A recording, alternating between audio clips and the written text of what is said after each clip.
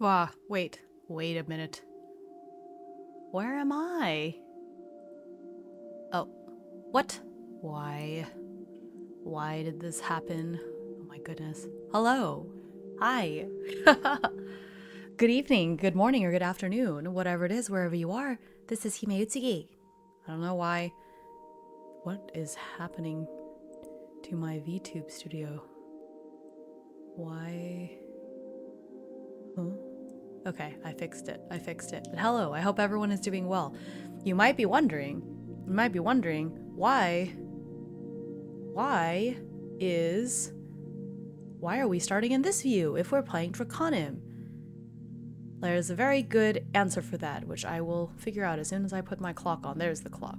The answer to that is that we're actually going to start off with something a little bit different just for the beginning, because I got a really cool package today and I want to open it with you all. And then after that, we'll play Drakonym. We're going to do a little unboxing. Also, I'm sorry, blah blah, words are difficult. I'm sorry, we're starting a little late. I was watching another VTuber earlier, and I was inspired to finally bust out my airbrush kit. So I got really into airbrushing and was priming a lot of my Kingdom Death figures that I've been building recently. So I primed the ones from yesterday. Some of the priming turned out much better than others, but I think I have a much better handle of how to do it now, and it's a little less scary to me, which is the important thing. And so yeah, I lost track of time a little bit. I was like, oh yay, I'm done, let's clean up, and then I looked at the time and I was like, wow, it's 6:55. But yes, we are here. But I did get this cool package. I have a quarterly subscription to this Archer and Olive stationery box, and so I got the one for this quarter, and I wanted to open it because they're really pretty. It's really pretty stuff, and I wanted to open it so that we could all see. Also, let's say if that camera decided to work today. That's a big nope. So my second camera still doesn't work. I don't understand. I don't understand why the silly camera won't work.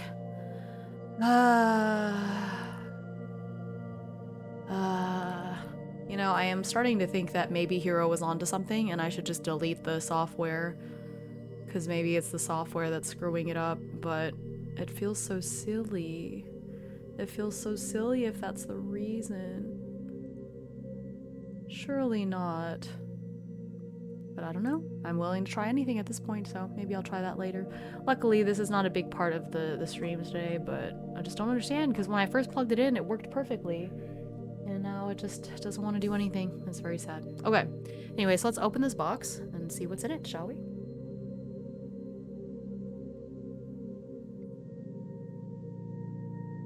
I hope you all have been doing well today, by the way.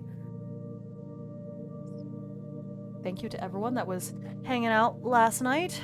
That was a very long stream. Good time. Alright, so let me try not to knock over my document. The only camera that actually works. Goodness gracious. Okay.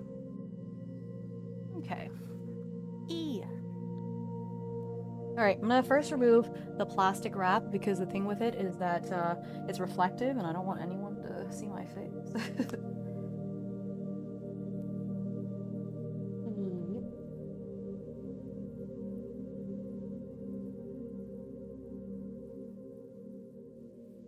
Okay.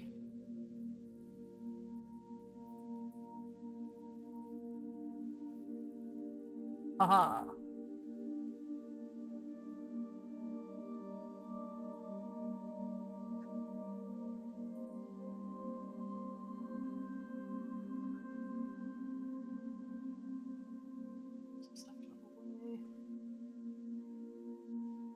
Trying to move some stuff out of the way on my very clear desk, you know how it is. Get you out of the way. Ooh. Here we go. Alright. Okay. It says here, between the moments something stirs. There is beauty in the quiet pause. It is the space where ideas take shape and small details come alive. This is a place for reflection, expression, and creative unfolding. Ooh, this is battle song. Why does this always happen to me?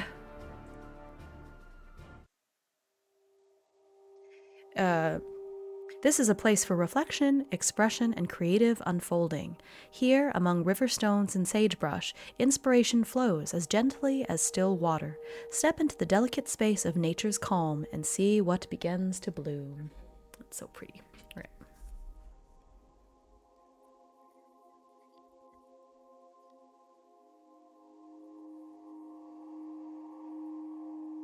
right. Okay.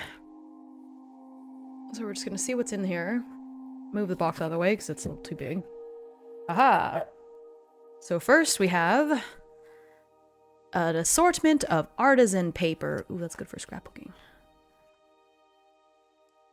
I want to do a bullet journal for next year, for 2026, because as much as I love Hobonichi, the tariffs have made it that on top of shipping, I have to pay an extra $80, and I just can't justify that for a planner, so I'm going to make my own. Ooh! Feels like washi. It's like very thick, pulpy kind of paper. Oh, that's fun. So you can use paper like this to tear, to use for like headings and such, but it's like all sorts of, yeah, it feels like washi paper. It's very thick and pulpy. Got all of the little details. Oh, this is so much fun.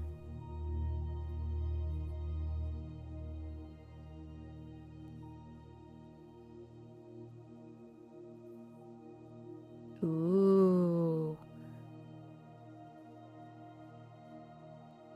Oh, I see. I think I've been looking at all of them upside down.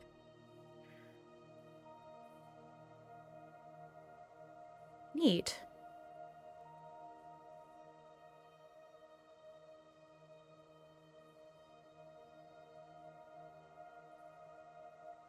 Ooh, it looks cool though. You grubby little partridge claws. Yeah. It's almost partridge in a pear tree season time, so I understand. Ooh. Yeah, these are going to be really cool for my bullet journaling, scrapbooking stuff.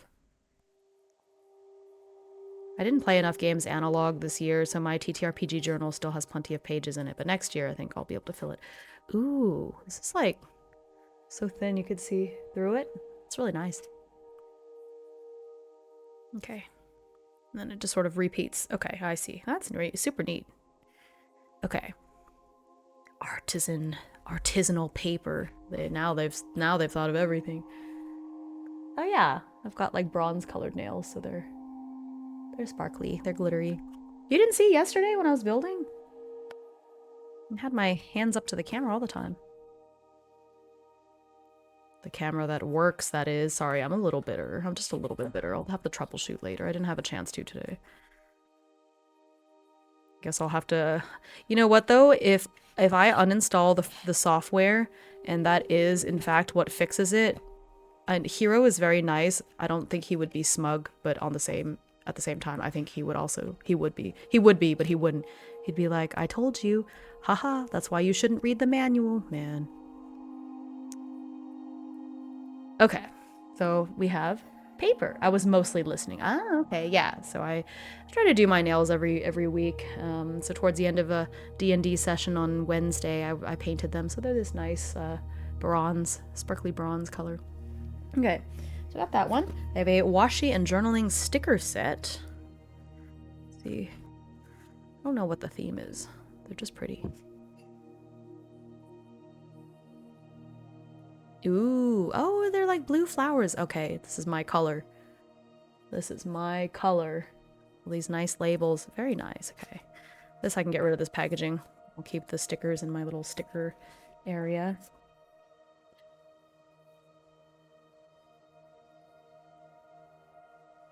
And we have, oh, here's the little thing. Turn over for spoilers. Well, I'm opening it now, so I guess I don't really need the spoilers. Okay, I'm sure these are the notebooks.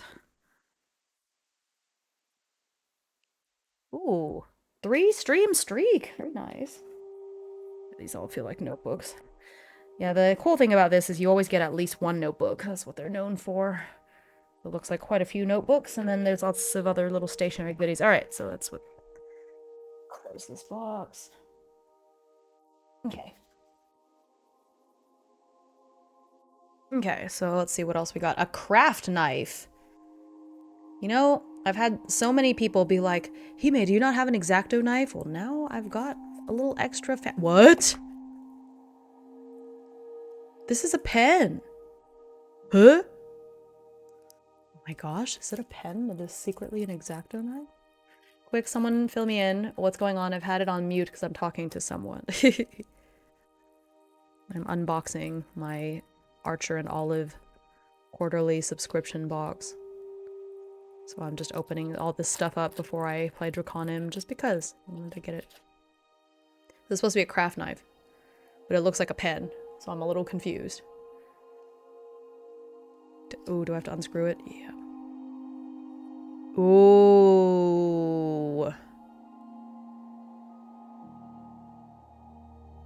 That's fancy. That is very fancy. I wonder, I guess the blade is, oh yeah, okay, the blade is replaceable. I can unscrew this part and pop new blades in. That's really cool. Certainly. This freaks me out a little bit though. I can't. That's neat. I will 100% forget that this is a craft knife and I'll pull, oh nope, never mind. It says it on the cap. Craft knife. Because I was gonna say, what if I just open it thinking it's a pen? Like, look at this, look at my fancy fountain pen. And then I just cut up my paper. Okay, cool. I'm gonna put it here with my brushes. That's super neat. Now people can stop asking me, Hime, why don't you have an X-Acto knife? It would be easier to cut off those nubs if you had an X-Acto knife. Yeah, you're not wrong, but let me live. Hi. Hi, Winter. Hi, Zakari, actually. What? We were literally talking about getting journals for next year when we're purchasing. Yeah, here we go. This is the time. I love Archer and Olive stuff. I have so many Archer and Olive journals that I use for various stuff and things. And I want to do my own bullet journal for next year. And even though I've never successfully completed a bullet journal, you know, I think 2026 might be my year, so we'll see. Why don't you have an X-Acto knife? Well, now I do, and it's fancy and stuff, so. The partridge is doing Borb things. Yeah, holy heck, that knife. Hi, Crimson! Let's see. Yeah, I have a lot of fountain pens. I don't support the company that I got most of them from anymore, so I don't talk about them as much as I used to. But, look, I have this one. It's a Pilot. It's a retractable fountain pen. It is a lot more expensive than it looks. It's very fancy. Also, it's clogged to all heck because I was lazy, and so it's filled with this dried up red ink that I have to clean out before I can use it again, and I've been too lazy to do that, so it's a future me problem. That is yeah. What on earth? Yeah. That is absolutely wild. We are legit sitting here discussing bullet journals. Neither of us have tried it. I love bullet journals. I have some old videos from when I briefly considered being like a, you know, like a book journal kind of VTuber, and then realized that I don't have enough time for all that. But yeah, I changed windows and suddenly there was stationary stuff on stream. We both went, what? So actually what it is that I'm living inside of your wall. So this stream is coming from the inside of your wall right now. And I heard that that's what you were talking about. And I decided I just really wanted my stream to be relevant to you specifically. So you caught me. You caught me. Don't knock on the walls too loud. I have very sensitive hearing.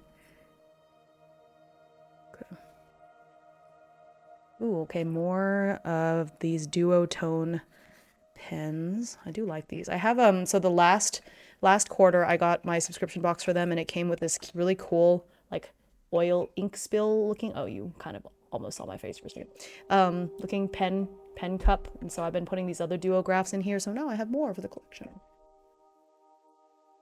Yippee, no, come back. But yes, I just wanted to unbox this because it arrived today before I played Drakonym. So don't worry if you're like, I thought this was a Drakonym stream. It is indeed, but I did want to, you know, people, solo TTRPG enthusiasts, the Venn diagram of people who are into solo TTRPGs and the people who are into stationary is a perfect circle. So I figured you guys would not mind. All this time we thought it was the FBI. We were wrong. It was Hime. It was I, Hime, the whole time. Federal Borb investigators. It still works. Oh my gosh, you're so right. Okay. Okay. Only interesting thing about this, why did I toss the box? I need the box to come back. The only very interesting thing about this, and I'm not sure why they do this, but the labels are not on the actual markers, and I have to attach the labels myself. Maybe because some people don't want the labels, they just want to go based on the colors. Who knows? I don't know what the mentality is, but I have to place my own freaking labels. Where's my craft tweezers? Ahaha. These craft tweezers are actually from Archer and Olive too. They're meant for stickers. Like, they're supposed to be sticker tweezers. I use them more for minis than anything else, but whatever.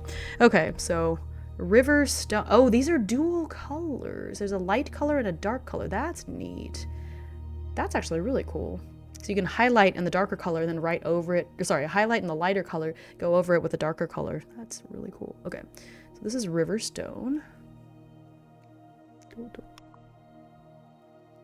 Wallburbs, the distant cousin of keyboard gnomes. I mean, I don't know if it's a different species. I don't know if I would call myself a distant cousin of them, but.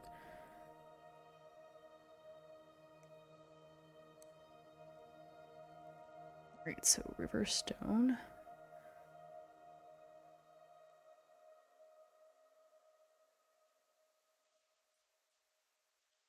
This next one should be Stillwater. Yep, the Stillwater is blue. Those are such pretty names. Stillwater.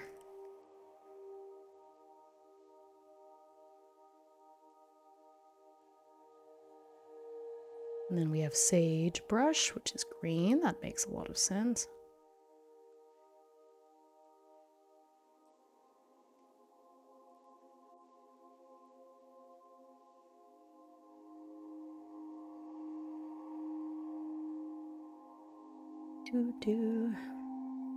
And then Weathered Wood.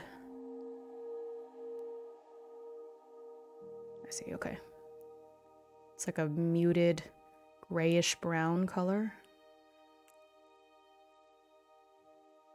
And then... Oh no! Ah, it's crooked! What did I do? What did I do? Ah! Alright, it's fine. It's just crooked. I'll live with it. I hate it. But it's okay. I put the labels on here just for the... Oh, and that one I ripped it a little bit. That's great.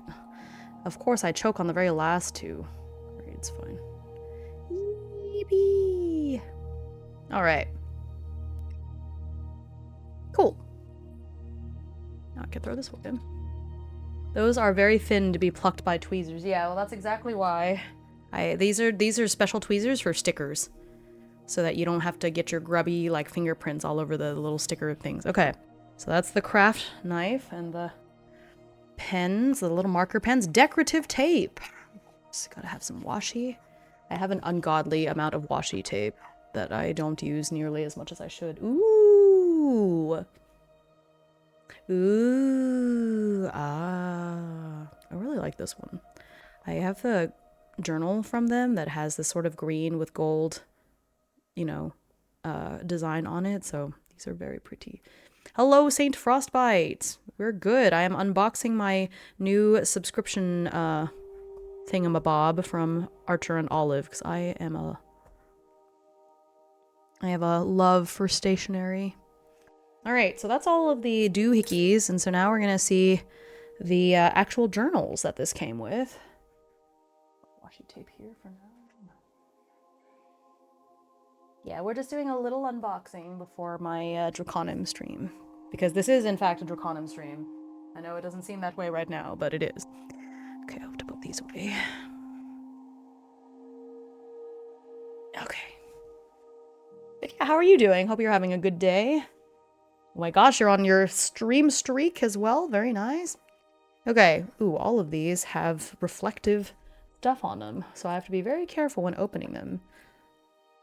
Imagine this is the stream where I, like, do a face reveal. Just like, you thought it was a random Sunday night stream, but guess what? Now you know what I look like. I have blue hair and earwings just like in the picture there. Wish I did.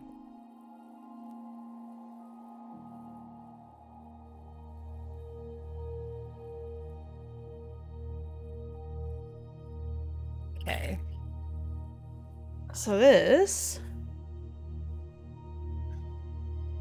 is it says a soft cover notebooks. They're 40 pages. And I guess there's 3 of them. One with dot grid pages, one with lined pages, and one with graph pages. Hello, hi Oso. Ooh. Something I do like about Archer and Olive is they always use vegan leather. So the outside of their books has this really nice feeling to it. Okay. Ah, okay. I see. So there's like this little rubber band type thingy. And so there's 3 thin ones inside. It's like... So there's yeah, this one has the lines, this one has dot grid, and this one is graph. This is really neat.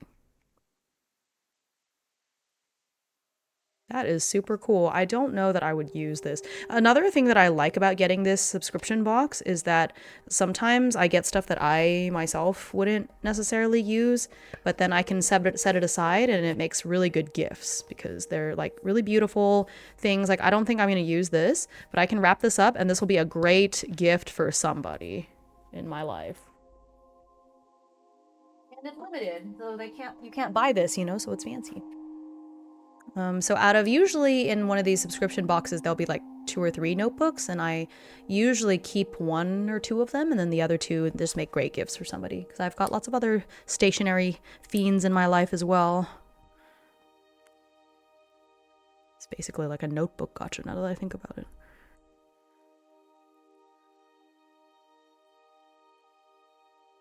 Okay. It was short-lived, but it would be neat to have actual time for that. There was a time when my wife and I started making our own custom journals. Saddle stitching. Oh, that does sound cool. It also does sound like it would be very time-consuming, so I understand.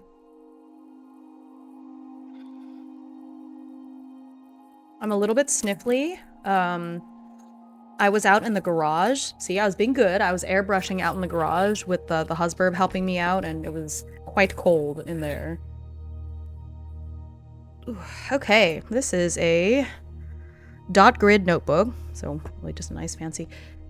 Let's see what's in here. Notebook gotcha is kind of sick. I know, right? She had a specific format she wanted it to be laid out in, so I designed and printed the pages to her specs. It was a lot of trial and error. That makes sense. That's so neat, though. There you go. There's your bullet journal. Yeah, here we go. Ooh. It's simple. I like it. It matches the washi tape. I see the vision. It's very pretty.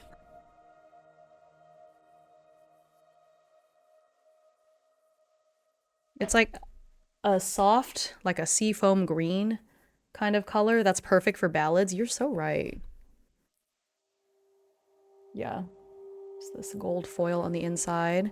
It's a very luxurious paper as usual. I love Archer and Olive. The little ribbon with their little design on it. It is very on point. And it always has a pen loop. Love Archer and Olive. Oops. Don't mean to hit my DocuCam. Hi, Atomic. Yeah, sea green and the gold is perfect. It's beautiful. It's got kind of like a brushed painted linen kind of a cover. This is really nice. Yeah. Probably will keep this one. And you see, notebooks have to have the right purpose. So I have some notebooks that I'm not using right now, but I know I will for specific things. Like, I'm going to use this notebook specifically for this game or this project or whatever, you know? Hello. Thanks for checking in. You can never have enough notebooks. Oh god, my wallet. Yeah, that's why I try not to buy new notebooks anymore. I have this quarterly subscription, so I only get 1 of these boxes every season. And again, I don't keep all of them. Some of them I give away as, you know, I save for gifts for friends and stuff. So I think it's pretty good. It's pretty worth it, I think. And they always send really quality stuff. I've never gotten anything from this subscription box that I was like, I hate it. It's just like stuff I keep or stuff that I save for like birthday presents, or Christmas is right around the corner, so this is good timing. I have that one notebook that I don't think I'm going to use, but it's going to be perfect for somebody else in my life, so it works out. And because I have this subscription, I don't feel the need to buy other fancy notebooks, because it's like, well, I get plenty of notebooks. So, alrighty. Ooh, look at all of those check-ins. Go fish. Oh, I looked away for a second, Winter. I didn't see what fish you got. Did you get a fish, or did you get, like, a bicycle or something? Okay, so this is another dot grid notebook, it looks like. This one is bigger. This one I think is like an A was an A5, I think. Then oh, this one is a B5 notebook, so this one is quite bigger. All right. I like this green color. I love these boxes too. I wish I had more stuff to use these boxes for. I usually just recycle them, but they are pretty. It's just, they're notebook size. What else can I put in them, you know?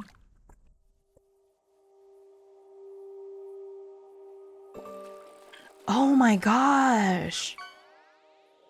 Oh wow. Oh my gosh, this is so pretty. It's like a velvety kind of cover. It's so soft. Oh my goodness.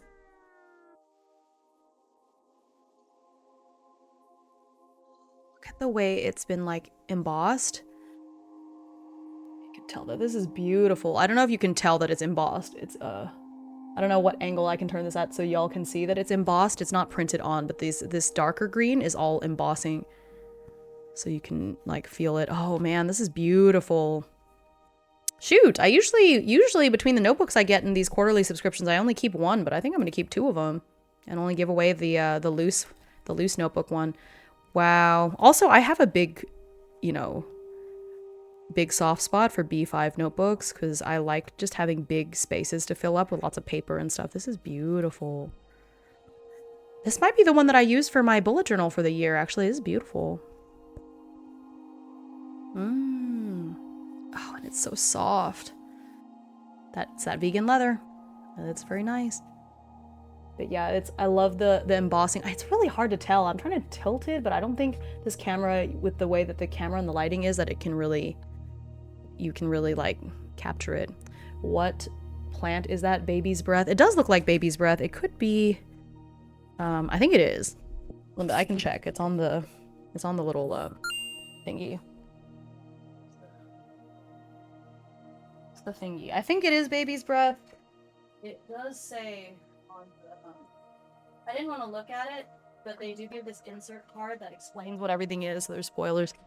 No, it is Queen Anne's lace. Queen Anne's lace. The other one is the Mint Buckram notebook, but this is Queen Anne's lace. Yeah, that makes sense. That's nice. Yeah, that's beautiful. Very nice. Cool. Yay! Inks, if you ever want to do quills and inks, a wax sealing set. Oh, Atomic. Atomic, say less. A wax sealing set, you say? Got you covered. Got you covered. Yep. I already got you covered. I have a wax sealing set. Eventually, I think it'd be really cool to have like a thing where I can mail people little trinkets or little cards and things as part of their membership and whatnot. So I was like, there will come a time where I use this. It was on sale, so I got it. It's also an Archer and Olive set. So I gotcha. I know. I love, what is it? Somebody in chat called it the monk problems, monk hobbies. I live for these monk hobbies, man. Okay. Wow, I'm really happy. That's beautiful. Okay. Yeah, the last box was good too, but this one I think has a lot of really, really nice things in it. There's only one thing in this box I think I'm going to give away. Everything else I'm keeping. It's mine. Okay. All right, so let me, with that, thank you for indulging my little unboxing. I hope y'all enjoyed looking at all those cute notebooks and things. All right, time to grab move everything to the other side of my desk. It is Drakonym time. Okay.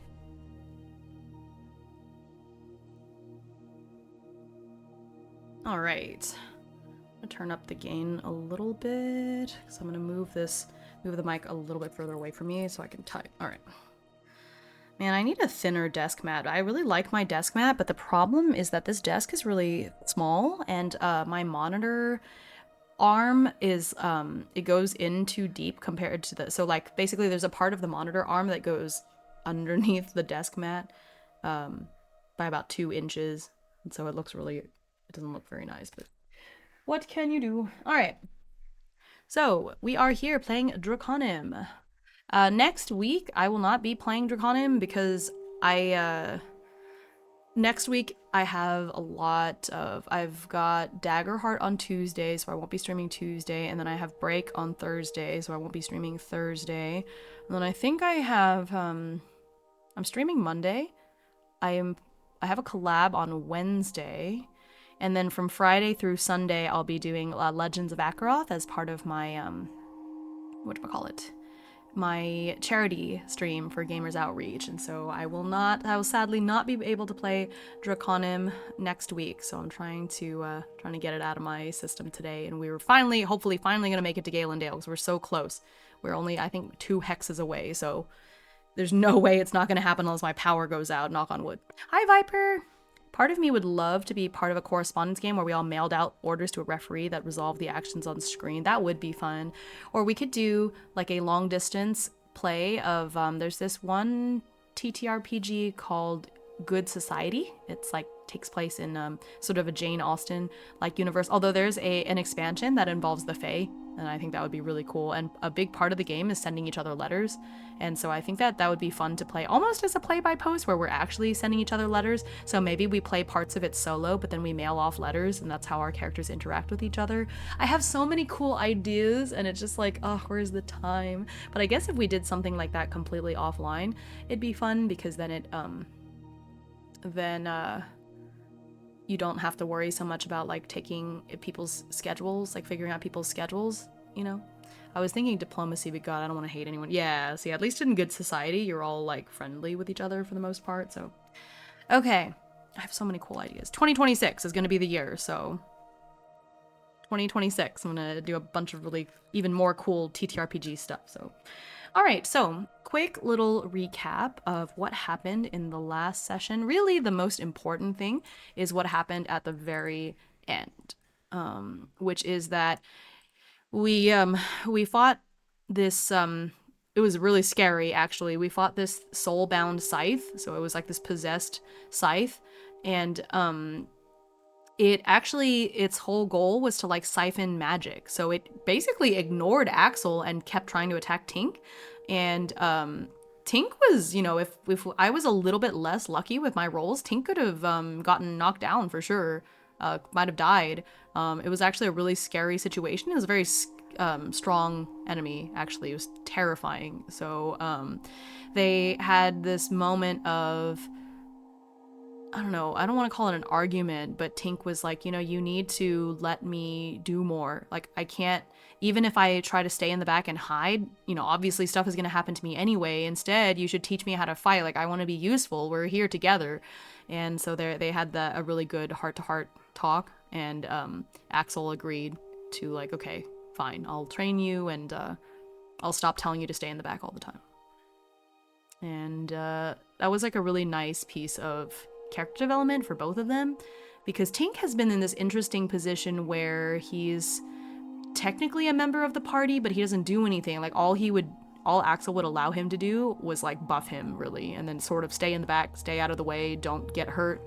But that didn't work, you know, and so I think that was really necessary. And as we go on this journey, like, I know Opal is eventually going to grow up, you know, but I think having Tink there would be a lot more helpful, because I think what Axel just has to understand is that, and he's got that eldest sibling energy, you know, that makes it difficult, but I think what he really needs to understand is that he can't go it alone, and no one is expecting him to, and to let that go, and understand that, yeah, Tink is young, but he's not a little kid, and he can defend himself to a degree, you know, and or at the very least, he'll be able to defend himself better if you let him try.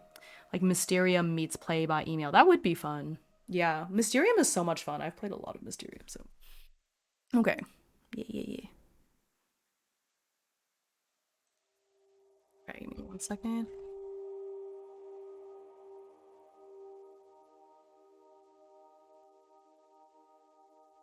Yeah.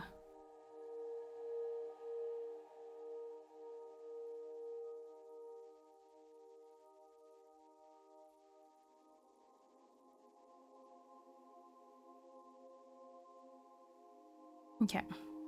So let me copy paste my footer over into a new file, because this is session 6. Well, and I guess we can stop repeating this one song since I'm not doing the unboxing anymore. Let's see where we at.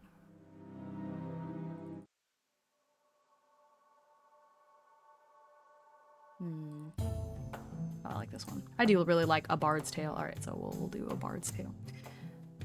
Oh, then just noticed the music doesn't show up on the screen for some reason. Okay, let me see if I can fix that really quick. Yeah, the music thingy was there earlier. Oh, I see what happened. I don't know why I had, I see. Oops.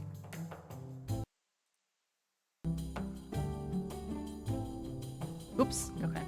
I was just trying to turn that on and I'm not sure what. Okay, so we're good now. I had accidentally turned this off. I think it's because it was for the recap and I didn't want those showing up, but I think we should be good now. Okay. Alright, so let me copy. To do morning. Okay, so we left off on morning event 2. So I had a thing. Alright.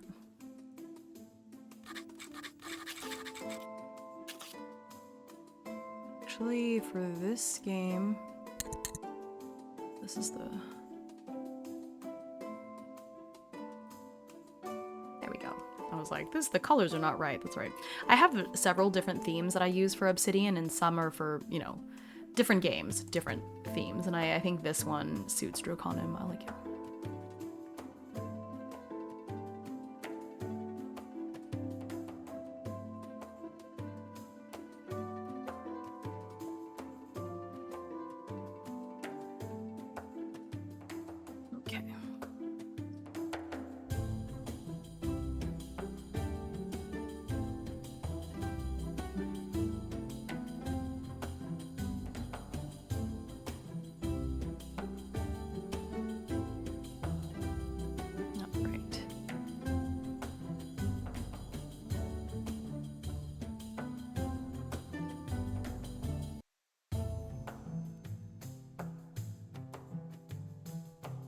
Alrighty.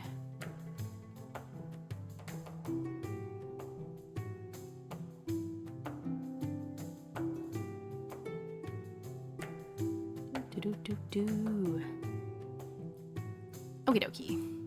So this is in the morning 2 event, so let me pull. Do I not have the game book open? I don't have the game book open. What the hecky?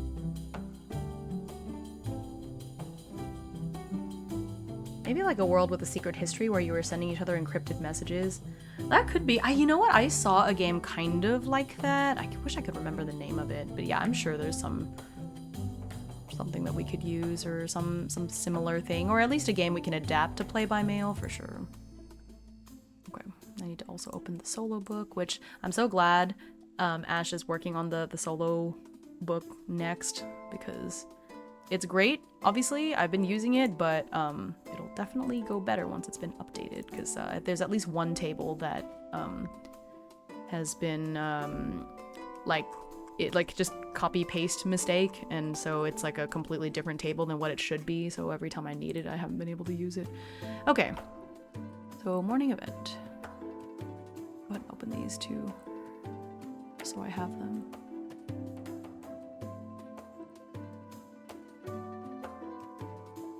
General encounter. Uh-oh. Okay, ooh, I forgot which day it was. Let me go back to session 5. So we're still on Siftrus 12, X0205.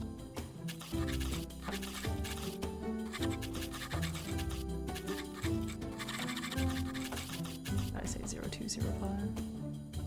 Yep. So Siftrus 2 continued.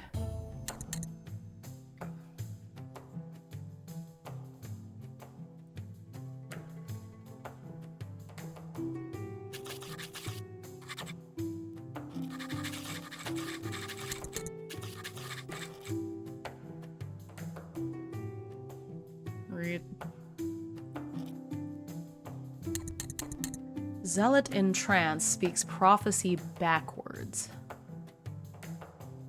Oh gosh, okay. Okay, so Let's use another oracle to see the general, what is this prophecy about, so... Alright, so the action, insight, refuse. Alright, so the action is refuse, the force is a trap already sprung, and the theme is tradition. Interesting, okay.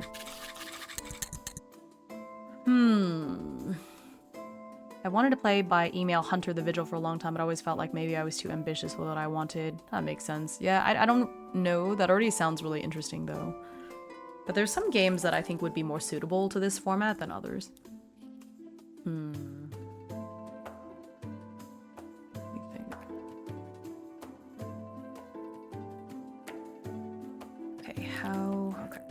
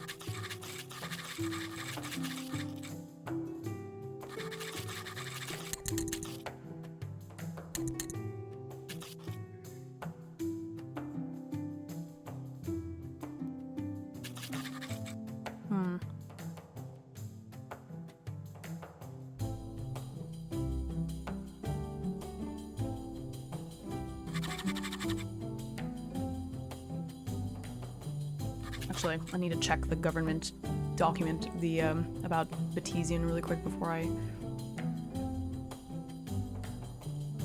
Go back. Region of Batesian, the kins and culture, the factions, okay.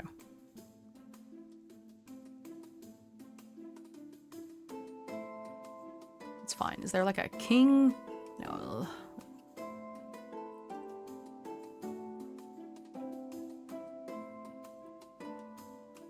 Oh, there's gods, but I don't know if what the government... Wither, huh? Wait.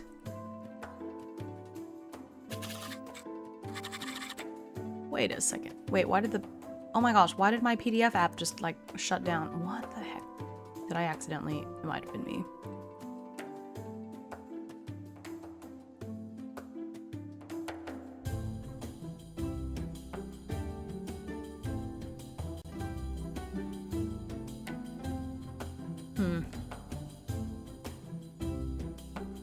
Well, I thought it was Witherthurs.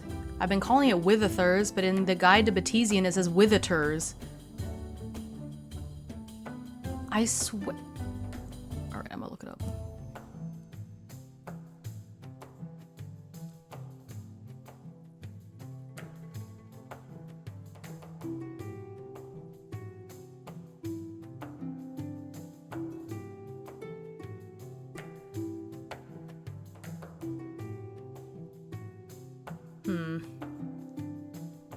Witherturs. Is it Witherturs or with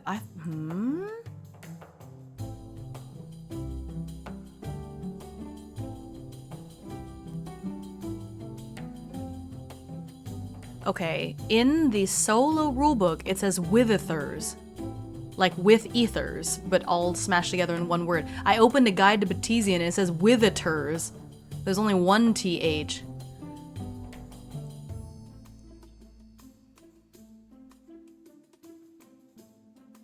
Confused. This is this the new guide to Batesian or is this the old one? Let me see. Let me go back to drive through.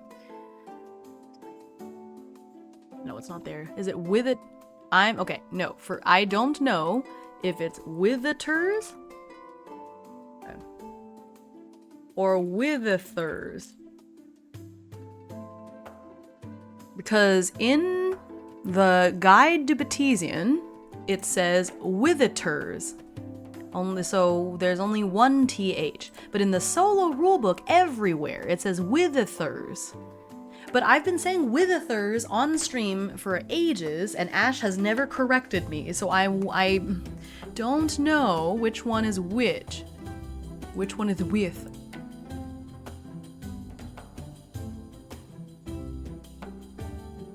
I don't know. Well, the thing is, both of these are like alpha kind of documents, because I don't know if this is the guide, this guide to Batesian that I have is like the newer one that came out, because I think he did put out a newer one. I don't think it, oh, I have a newer version of Guide to Batesian. Hang on, let me look at that one.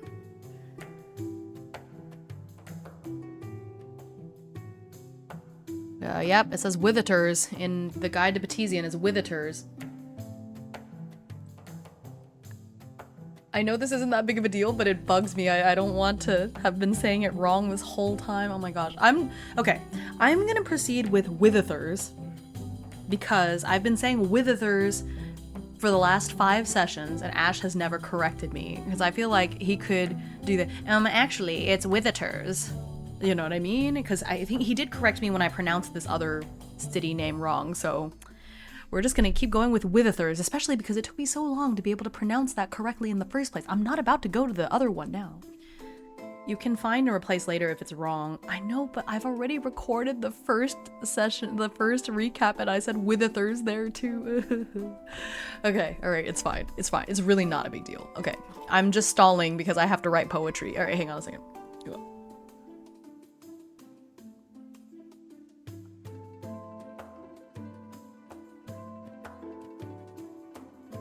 No, it says the kingdom, so there's a king.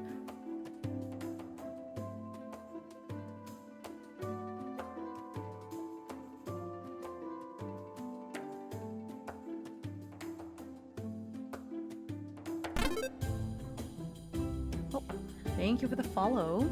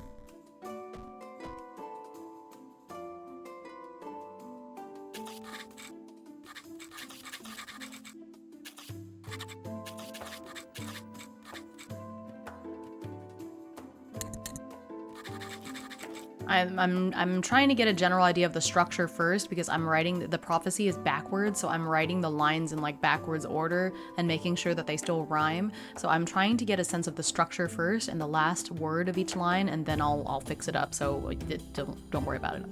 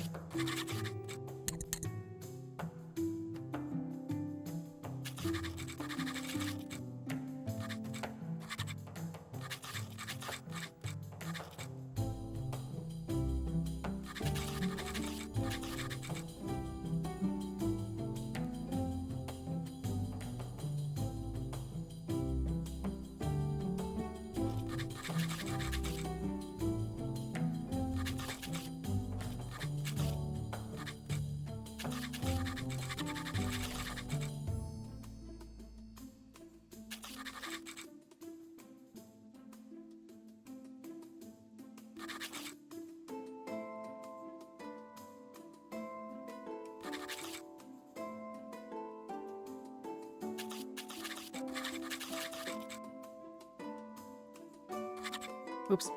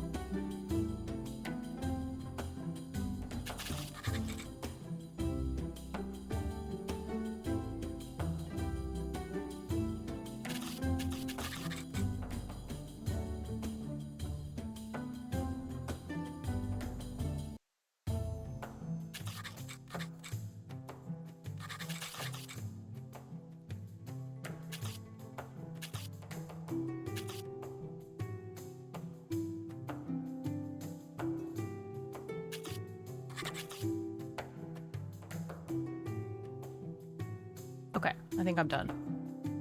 I think I'm happy with this. It I tried my best to get it to match the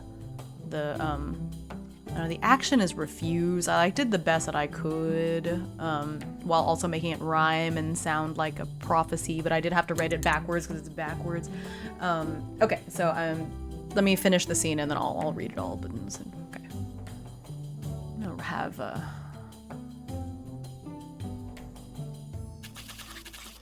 I'm gonna see if Axel can understand what is happening. So it's like mind and world, I think.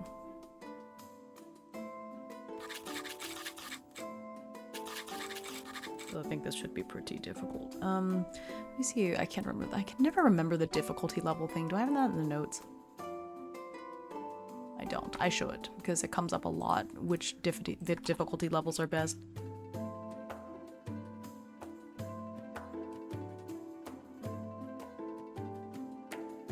Okay, I see. Easy is 1 success, medium is 2, hard is 3, extreme is 4. Oh shoot, I've been doing 3 for almost everything.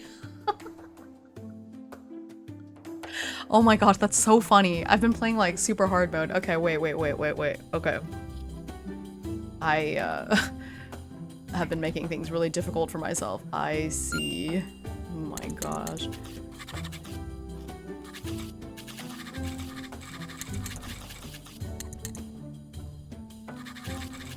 I've been setting almost everything at DL3, and apparently that's hard.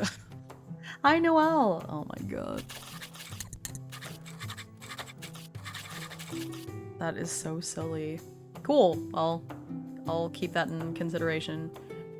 Oh, I also forgot to post saying that I was going live on...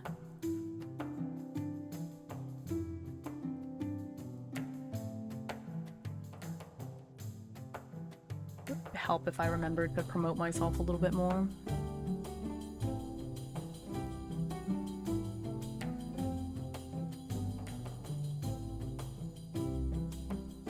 Okay. Well, in that case, I think it should be difficult because this is like big brain stuff, so let's say 3. Hello! Oh my gosh, chaos incarnate reigns. That's terrifying. What a thing to say. Hello! Thank you so much for the raid. Hi. Hi Meldra, good to see you. Thank you. Thanks for the follow. Monk raid. Oh my gosh, I was just talking about monks earlier. That's funny. Completely unrelated. But yeah, hi. Thanks for raiding. For those that don't know me, I am Himeutsuki, or just Hime is fine. Howdy howdy.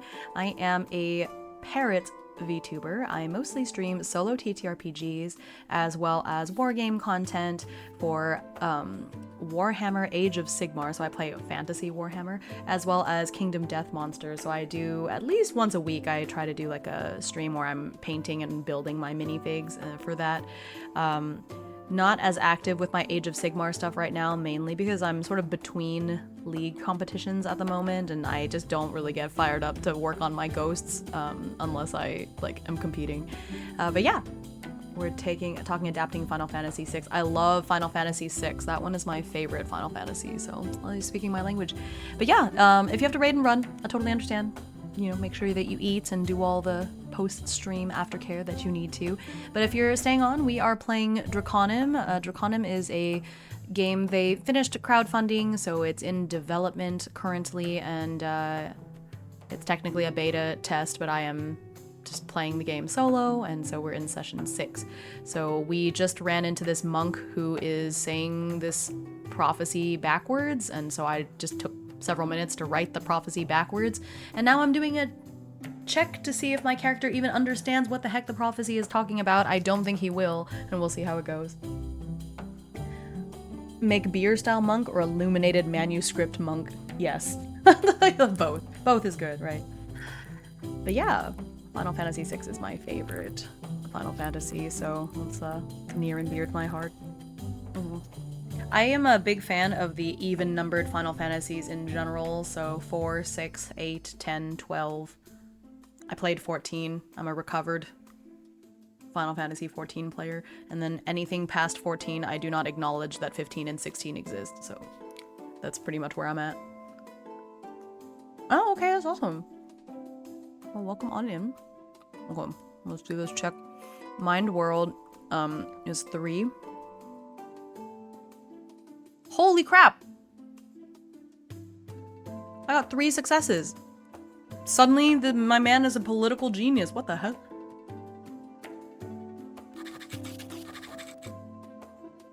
Okay. Okay. Realistically, Axel had never left his hometown until now. I don't think he even knows who's ruling Batesian right now, so I can give him some clues with this because I rolled really well, but he does not know politics. Okay, that was a lucky shot. I have a 1 in world, my dude. This okay.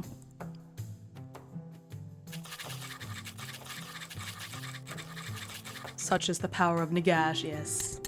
My king. I competed in this this PowerPoint presentation competition. We could present about whatever we wanted for 5 minutes, and I did an entire presentation about Nagash. It was fun. My cousin sent me this photo of this guy who was building this like life-size space marine, and he was like, how far along are you in your Warhammer fandom? Would you want to have one of these in your house? I was like, I would if it was Nagash. Nice.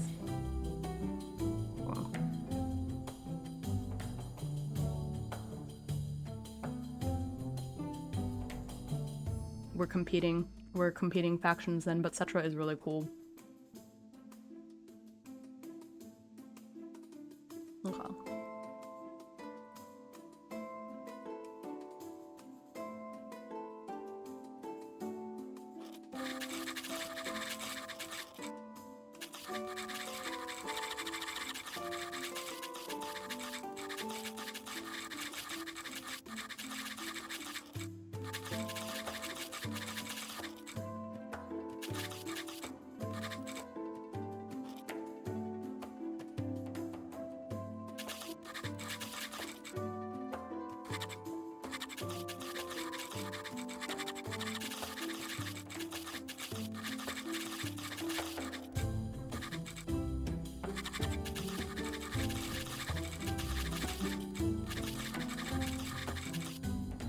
Including reading off all his titles. Oh my gosh. I think I did that for Nagash too. He had quite a few. I ate all of my chocolates. I have no more chocolates. I'm very sad. On my next snack break, I will have some more chocolate. Okay.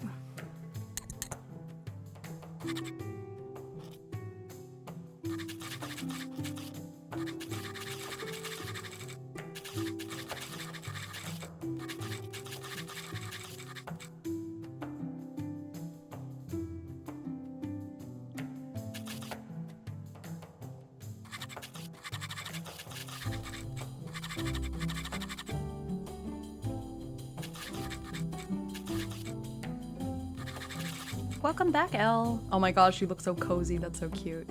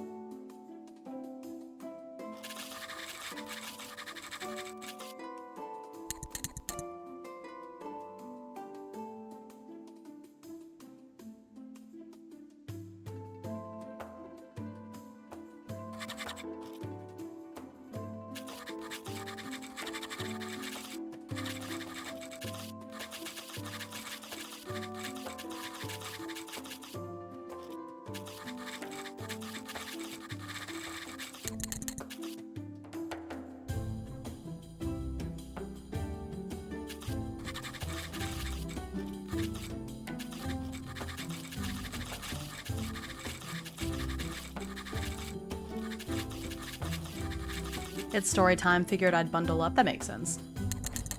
I've been, like, saying for weeks that we're gonna finally get to Galendale. I hope we finally make it there today, because there's only so many times I can put, "We're making it to Galendale today, trust!" Like, I'm the bird who cried wolf. I'm the bird who cried Galendale. God. I'm gonna expedite the way back, though. I don't think it's as important, or I don't know, maybe it is, who knows.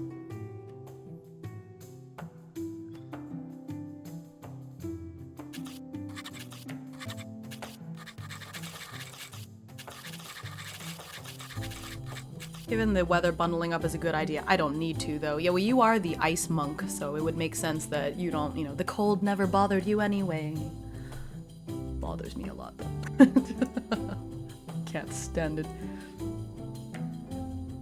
I was in the garage earlier, airbrushing my minis, and it was so flippin' cold. My fingertips are so cold. Oh, you know what? I'm not wearing socks.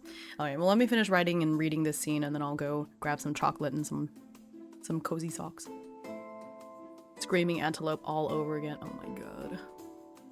It's freezing.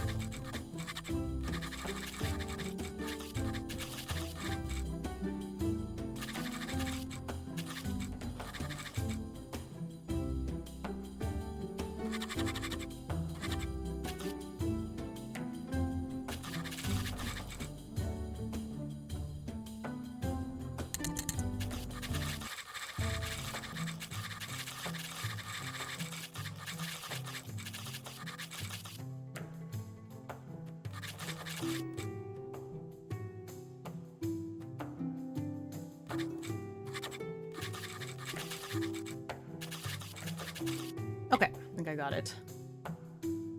Hime Utsugi, the parrot narrator of Dragon Journeys. Yes, that is me, at least on Drakonym days. Okay, I think that's it for this scene, so let me read it, and then we'll move on to the night scene. Okay, well, so I got a general encounter, and what I got was Zealot in Trance speaks prophecy backwards, and I decided to roll on the insight tables to see kind of, okay, what is the nature of this prophecy, and I got action, refuse, which didn't really factor in very well, a force, a trap already sprung, and theme, tradition, so I tried my best to put those things together. In the late afternoon, as the trio crosses the plains, they come across a traveling monk.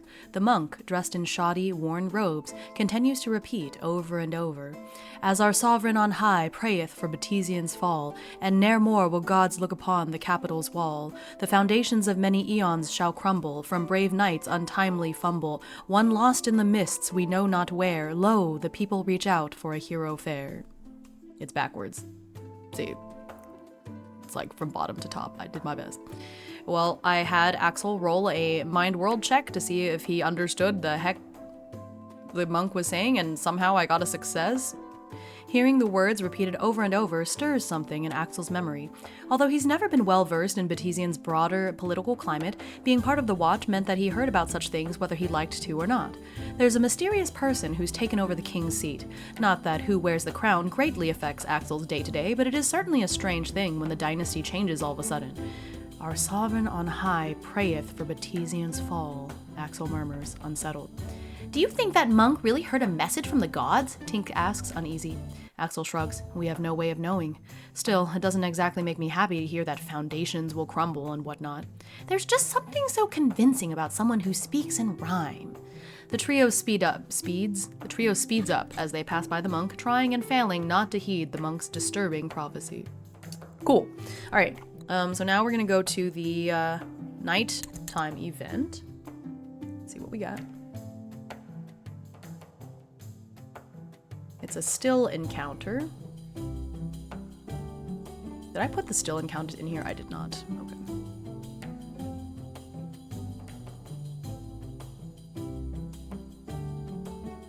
Let's roll for a still encounter. I don't know if the still encounters are in here yet.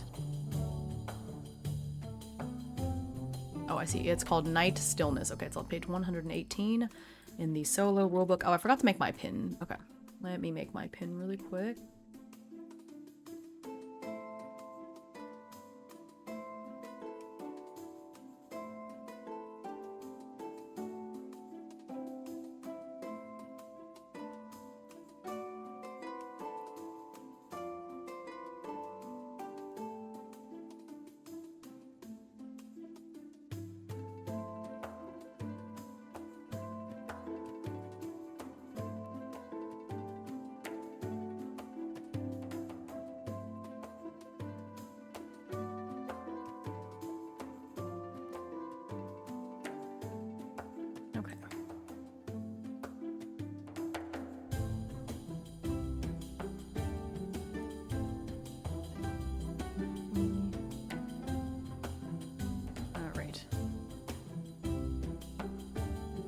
Go.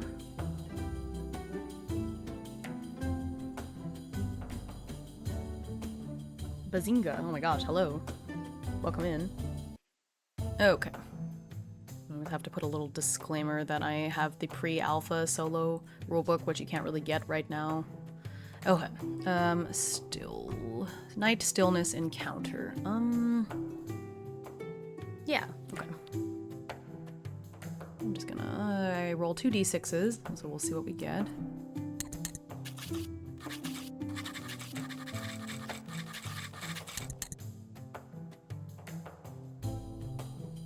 It's a 24.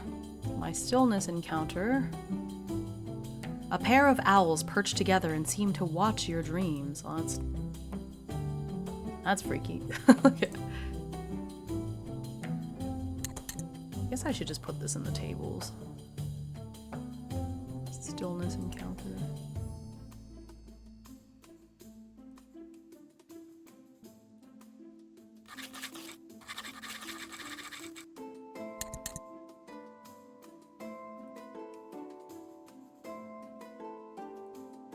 Have to take all the numbers out.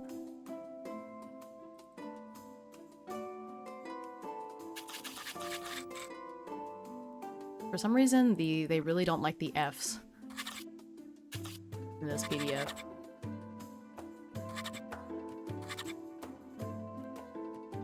They always get replaced with funky letters and symbols.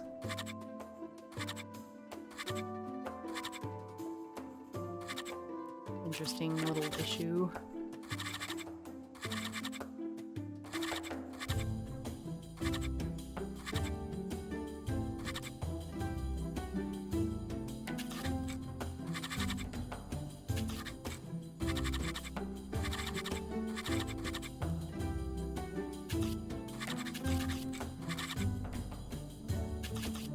See, I don't love this because, well, okay, on the one hand, I'm spoiling myself for future Night Stillness. On the other hand, am I going to remember reading any of these in about 20 minutes? Probably not.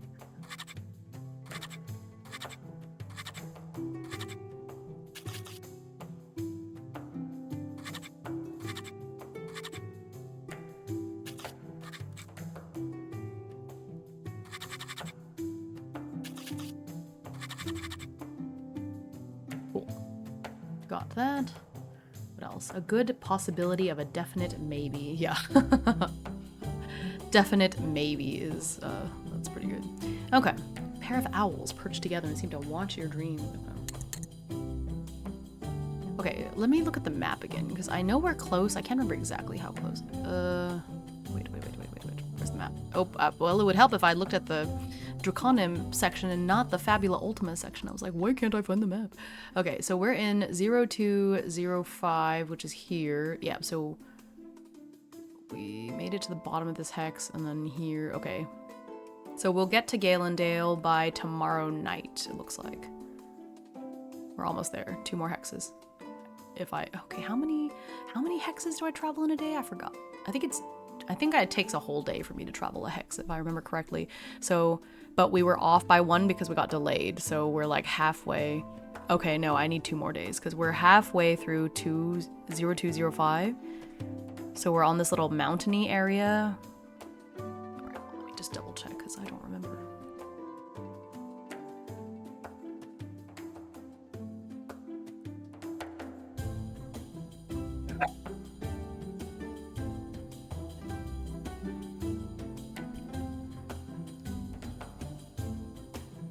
If you're entering a new hex, okay, yeah, it's 2, I believe. Doesn't really say, but it's morning events if you're entering a new hex. So 1 hex per day? That'd be wild. May skip 1 day event to take a short rest. Each marks... Okay, after this I can spend more time here. Okay, it is 1 hex per day. That's right, but we're halfway through because we got stuck on a day. Okay, cool. We're good. Halfway there, yeah. But we're over halfway. We're trying to make it to Galendale, which is here. The edge of the map here, and we're currently here. So we're gonna stop for the night, then we have 1 more day of travel, and then we'll be in Galendale. So we're there, finally, gosh. We started here, so it's been a long journey, because stuff kept happening. Okay, we're good. Also, I'm just a whittle ferret. I'm just a whittle dragon ferret. It takes me a long time to get anywhere. Alright.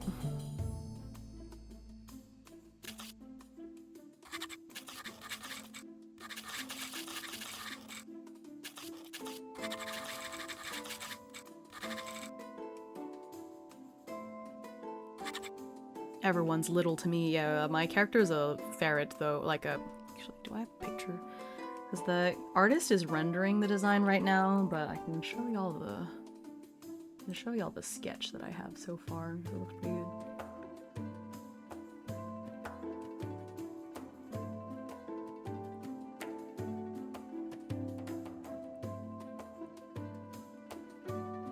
Well, this is the casual version. Hang on.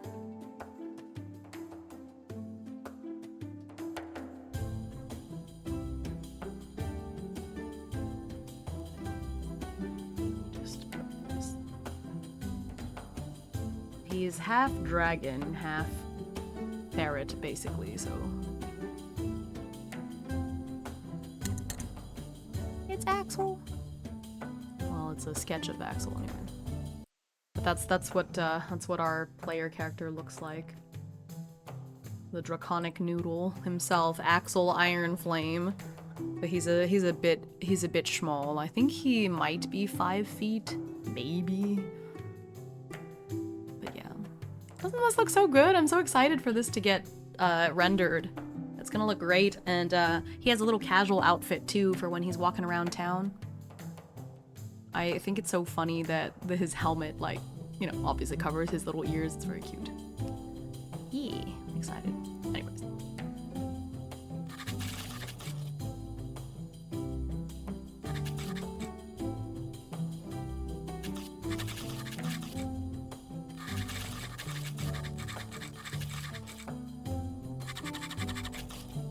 Perfect height for natural throw short people day. You wouldn't throw a ferret, would you? That's messed up. Thanks for the head pat. Both cute and yet intimidating. Yeah, it's true. He is a gladiator, be careful. Well, his job class is gladiator. Yes. You would? How could you? That's terrible. What did my ferret do to deserve this? I don't make the rules. When is National Throw Short People Day? That's messed up.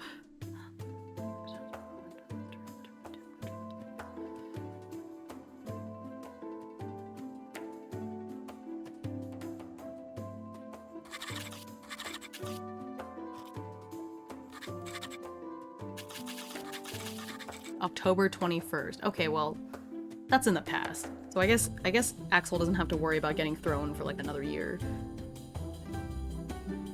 It worries me how quickly you whipped out that date, and now I wonder if it's like a real date. It freaks me out. Okay.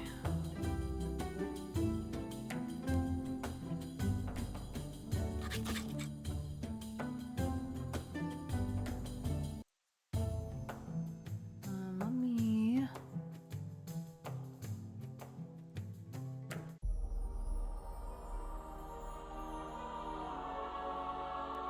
I always come prepared. Understandable. Ooh, this might be a good song. I'm playing songs from the official soundtrack for Drakonym. Really like it.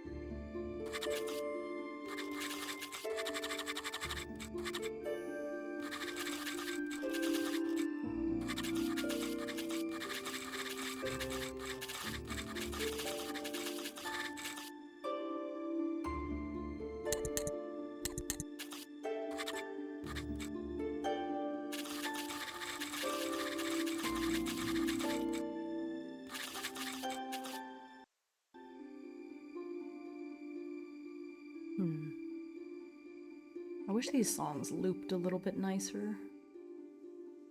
I don't know.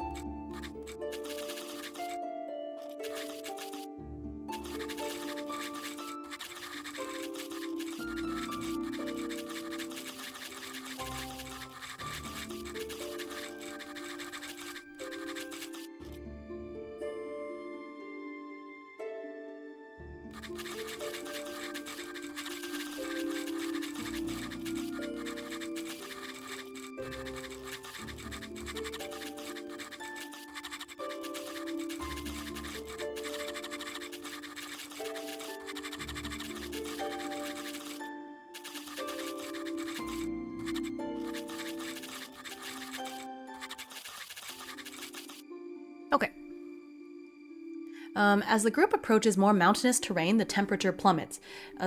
When they draw nearer to the tallest cliff face, the encroaching darkness makes it less and less advisable to continue. I know it's a little early, but let's make camp for the night. Opal's still raring to go, though, Tink replies worriedly. Sure enough, once they stop to set up the fire, Opal continues running around in rapid circles. Thinking on their conversation from earlier, Axel decides to let Tink have a little more free rein. Why don't you take her on a walk nearby? It'll probably be better for her to get her energy out. Opal pauses in her step, turning to look at Axel with eyes of understanding. It passes quickly, however, and I changed tenses all of a sudden. It passes quickly, however, and she's soon zipping around once more, Tink trailing in her wake, laughing, whooping, and hollering. Eventually, both of the young ones are tired out enough that they fall asleep almost as soon as their heads touch the bedroll. Up above them, on the empty branch of a sycamore, a pair of owls perch, staring down intently at Axel. No matter where in the camp he moves, their eyes seem to follow. Still, they don't appear to be hostile, so Axel decides to let them be. Even when he falls asleep, he can see their bright yellow eyes in his dreams, watching. 10 out of 10 VA talents. Oh no, don't say that. I am so bad with voices. These are the 2 voices I got.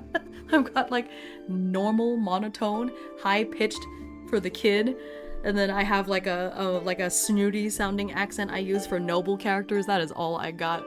It got to the point where when I was running my school's D&D club, I would, DM for the kids, but I would have my friend and co-teacher co-DM, and so I would write all the stuff, but she would voice all the characters because I can't do it. No, it's so bad. I appreciate you, but like, you can't.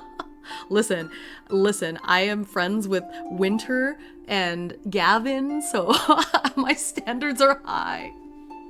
Forever DM my sympathies. I actually am not a forever DM. I've been, if anything, I get to play a lot more often than I DM, especially nowadays. I DM'd 3 one-shots in October for like my spooky TTRPG marathon, but I would say that on the whole, I play a lot more than I DM. Or maybe it's 50-50. I don't know. But anyway, I don't know if that makes me lucky or not. I still want to commission you someday for my sci-fi alerts. You should. It'd be fun. Although I kind of like the idea. It was fun yesterday, like saying random lines for bits. It was kind of fun. So that might be a fun thing to do in the future. I don't mind saying stuff. I love DMing. I like it too. Sometimes I have a story I really want to see carried out. So, and I play solo. So in a way, I'm sort of DMing all the time. But yeah, okay. You've asked me to lie to you, ASMR, so let me do that really quick. Did you know that I am actually a master of voices? Because if you think about it, there's billions of people in the world. So even when I'm speaking in my very normal monotone, there's at least 1 million people that speak in that same voice. So if you think of it that way, I'm capable of doing 1 million different people's voices. Yep. I do both. You don't see it because I do more off stream at my... Really? Because I feel like whenever I see you streaming or see you look at your schedule, it seems like you're DMing stuff all the time. But, I don't get to watch people as much as I want to. When I think about it on like a week-to-week basis,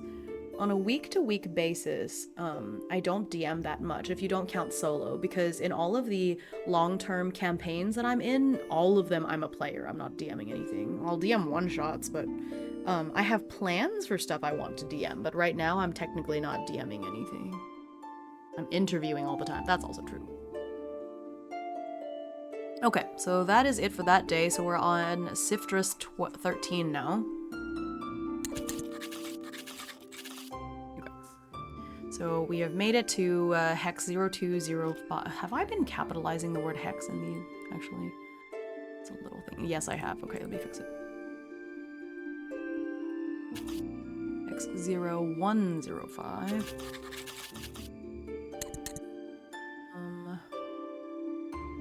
Okay, so it's at the end of the day, so our light injuries have converted down into non-injuries. Tink has a light injury that drops off. His heavy injury turns into a light injury. So, okay. So that's that. We did heal up, so this should be... Okay, so reset all of those. Okay. Yeah, okay. There's 42 days, and it's not really a month, but there's 42 days in this moon, so got ways to go. All right, Sifdros 13. Let's roll for the weather. Windstorm. Eesh. Okay.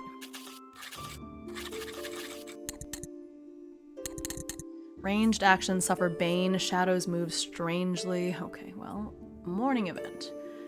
We found a settlement. I don't want there to be a settlement this close to Galendale. That's kind of weird, so I'm just gonna reroll. General encounter. Okay, I'm fine with it. I know I'm being a little picky. I just don't like the idea. I know there was one for Galeren, but that makes a little more sense because there's like a mountain here. So I had like this little settlement in the mountain, but I just don't like the idea of there being another settlement on the plain so close to Galendale, so we're just gonna ignore that. Okay, so general encounter. Oh, nothing. Okay, so nothing happens in the morning. Oh, by the way, I listened to your A Girl by Moonlight one-shot. That was the game. That was fun. It's a little hard to see the gameplay loop and the attrition of stress harm in a one-shot, but it still seemed like a good time. It was a good time. I really enjoyed the character that I played for that. It's a little sad when you get attached to a character from a one-shot because I really enjoyed Akil, playing as Akil, and you know, I never will again. Tonight's forecast, dark. Continued mostly dark tonight, followed by periods of widely scattered light. Oh my gosh, that's kind of scary, actually. Okay. So we've got a wind storm, and then there's no encounter, so nothing.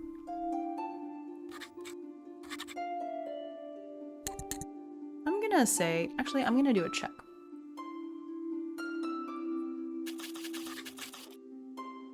Travel.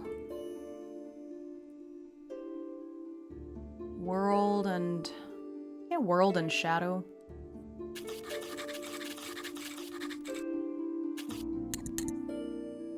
So 4. That's 1 success. No, that's a failure then.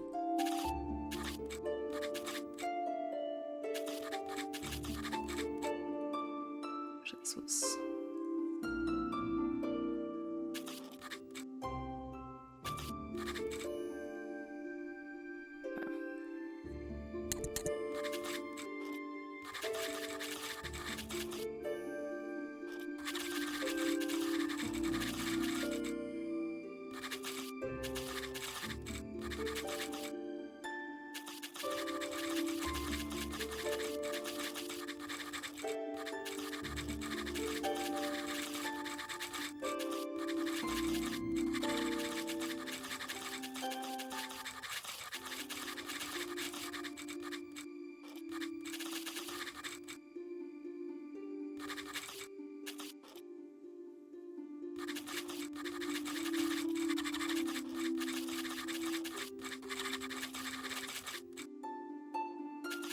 Okay.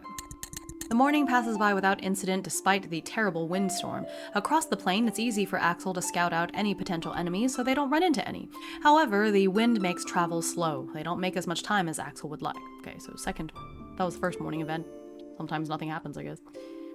I think I would cry if I saw an animated version of our Mothership playthrough. That was a tragedy. That was such a good playthrough. I'm planning to still upload those APs because those were great. That Mothership one, I've rewatched it twice since the stream. It was so good. Like, everyone did so good. It was a great time, and I appreciate everybody's patience because with all 3 of those one-shots, I had never played those systems before, and so there was definitely, I did a lot of learning as I went, but that Mothership one-shot was so good. I liked all 3 of them. I've rewatched all 3 of them at least once. I need to break out Mystic Empyrean again for a world creation setup. Ooh. I don't know. I haven't heard of that one, but it does sound really cool. Just the name is very evocative. I loved playing it so much. You set the abandonment tone so well. I'm so glad. Yeah, that was a great time. I really want to play more Mothership. I had such a great time. I think that system just really like clicks with me. So I still would love to do a more like West Marches kind of style, but I'm waiting for the Mothership month stuff, so it might not be till like middle of next year because I want it to take place on Prospero's Dream, and all of the Mothership month stuff that I backed, you know, takes place in Prospero's Dream, so it works out. So that might be something that I do next year, but I would love to yeah, that would be really lovely to do. I definitely want to do more Mothership. I had a great time with that. I saw this really cool solo campaign for Mothership that I want to play through too. I don't think Mothership is one that I would want to do a long campaign for, but I think even like solo one-shots I think would be a lot of fun. I want to make a medic the next yeah, that would have been really nice to have a medic, wouldn't it? I even tried to throw you guys a bone. I was like, oh, you guys aren't gonna go explore this room? You're just gonna walk by? They're like, no, we're eyes on the prize. We're gonna go talk to the lady in there. I was like, okay. It was so funny. It was good. And it was a great module. As much as I would like to take credit, the module was really well written. It made my job very easy. I just tried to lean into it and flesh it out a bit. Hoping to do Mythcraft in 2026. Ooh. Yeah, that one I've seen. I haven't played it. I don't know very much about it, but it does look super cool. Every time I think like I've heard of everything or, oh, I'm so familiar with TTRPGs now, there's always more. There's always something. Okay. Alrighty. Anyway, so let's, okay. So the next morning event, another general encounter. Uh-oh. Alright.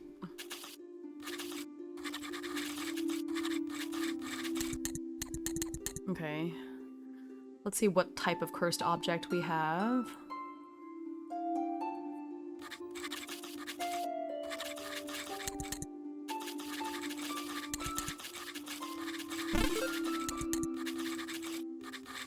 If you're having me around, you're gonna hear a lot of good new names. I like that because I think, while I'm very familiar with TTRPGs, I think because I mainly play solo, thanks for the follow, welcome. Because I mainly play solo, my bubble is kind of specific, you know, so. Okay. Oh, you know what it is? I don't have a little thingy to thank people for following. So I have that little thing there, but I'm trying to get everything set up in StreamerBot since I stopped using Frosty Tools because I found out like just how much AI it uses. So it's good, but now I have to sort of rebuild everything, so.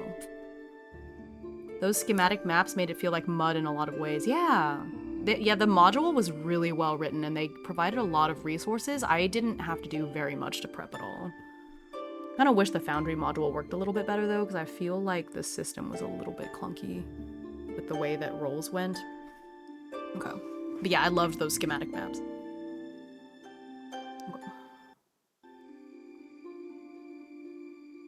Okay.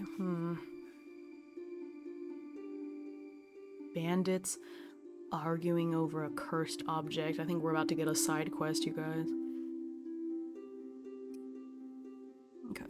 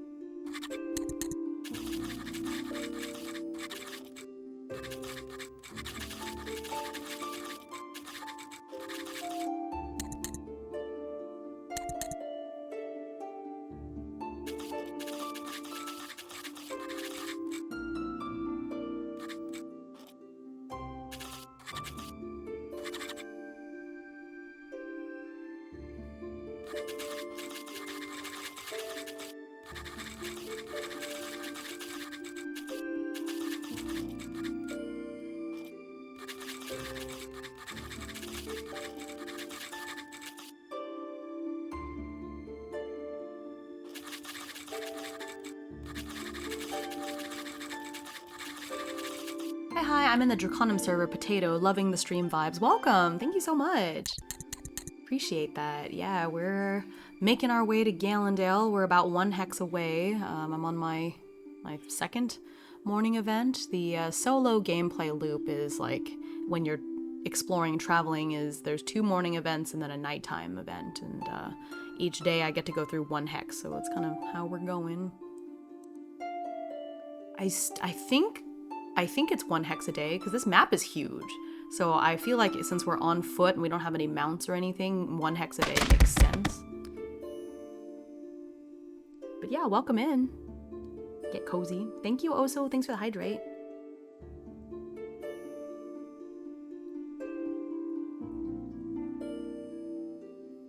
You can't see, I've been joining these new Discord servers lately, and 2 of them have asked me for my favorite TTRPG, and it's like it's torture. It's torture trying to pick my #1 favorite TTRPG. I can't do it, so I list 6. Like, I don't think, even if you ask me for my top 3, I don't know if I could do that. I could do a top 10 that aren't really ranked, but like, ugh. Or you could, you need to be a little more specific. Otherwise, I just can't. It narrows down to 3. You can't. Like, favorite horror TTRPG? Yeah, I could do that. Do we want modern horror or sci-fi horror? See, it doesn't really narrow it down either. They're all so different, yeah. And sometimes I'm in the mood for different things, right? Like, I stream a lot of different TTRPGs from week to week. I don't think, yeah, L. You know what you did. L. Favorite TTRPG. And Kai too. I know Kai's not here right now, but Kai too. I was like, how dare you make me choose one? I don't know. If you put a gun to my head, I think I would say Fabula Ultima is my favorite, but I don't know. I don't know if, you know, I don't know that I can commit to that because sometimes I'm not in the mood. Last person who asked got volunteered for involuntary. Wait, but if they got volunteered, how do you get volunteered for something that's involuntary? What does that mean? My goodness. That's so menacing. Okay, anyway, what was I saying? Yeah, at least give us some themes. Give us some gameplay. Can't choose. Voluntold. Yeah. That's how I got my current position at work. They were like, why'd you agree to do it? You do all this extra work for no pay. I was like, I did not volunteer. I was voluntold. I'm just out here looking for common ground. Damn, y'all, you gotta give us some ground to stand on. You can't just say top 3 TTRPGs. There's so many. How am I supposed to choose 3? Goodness. I could choose a 3 of the moment, like the top 3 that I really like playing right now. The art of folding clothes with people still in them is crazy. Oh my god. Okay.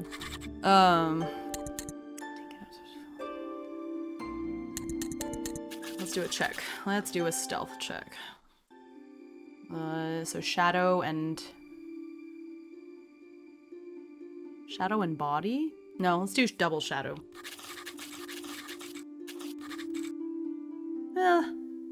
The wind is really loud. They're arguing. I feel like maybe it's just average, so DL2. So that is 6 D6s. 1, 2, 3, 4 successes. I'm so good. We're so stealthy.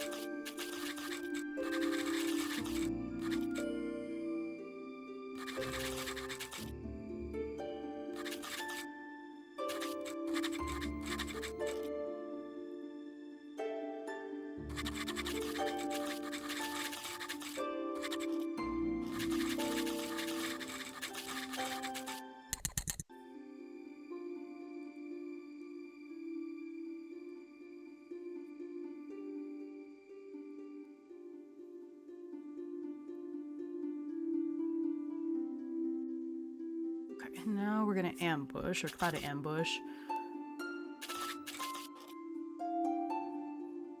Body shadow this time. Or, well, okay, let me see if I can even tell which one is the leader. I can tell which one is leader. This is the one that everyone is arguing with. Actually, that's just common sense.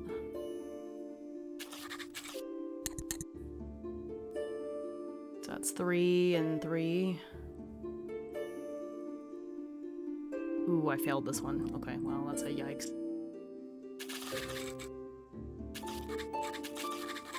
Well, actually, do I have anything? I feel like I have a skill. Maybe not.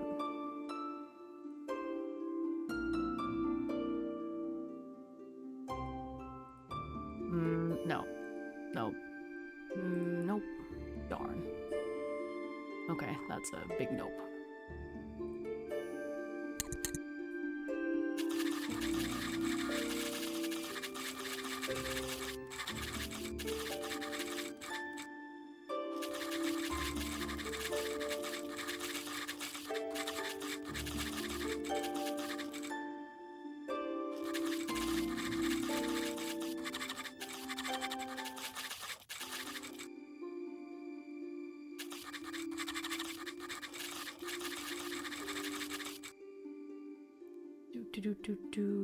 No one can notice if no one's left alive to notice. Oh my goodness. I guess we may just have to attack them. Well, let's see. Let's try to talk to them first. Well, I don't know. They're bandits. They're bandits. The thing is that Axel is not very diplomatic. He's got 2 mind. 2 mind, 2 soul. Tink? I don't think Tink would either. Okay.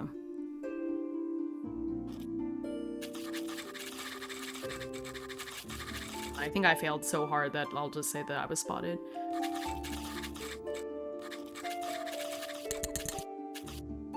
Violence is diplomacy by any other means. That's... I guess it is, in some situations.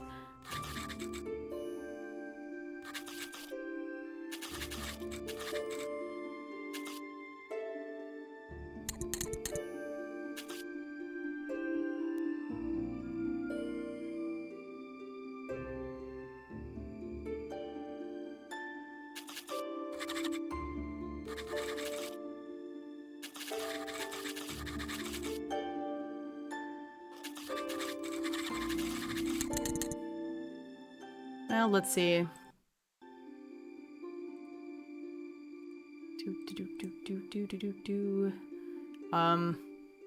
Are they hostile? Extreme yes! Thanks, Mythic. That is so funny.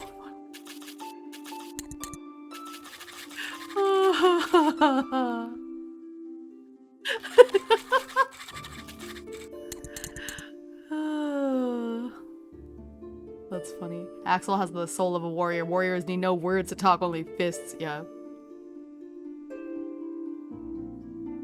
Oh my gosh. What is your favorite? That's a lot. What is BRP? That's a lot. Narrative game. Aren't they all narrative games? Simulationist game. Off to make cookies and do archipelago. Bye! Bye, Cassie! Have fun making cookies. Thanks for dropping by. Thanks for the head pads. Oh, that is so funny that we got extreme yes. Are they hostile? Okay, time to fight these bandits.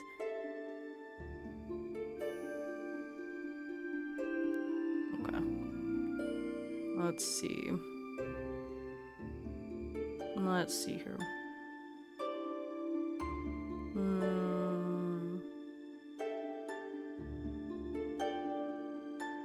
Let's see. How am I gonna set this up? BRP is basic role-playing. This. I didn't know there was a name for that. That's cool. I learned something new again. Okay.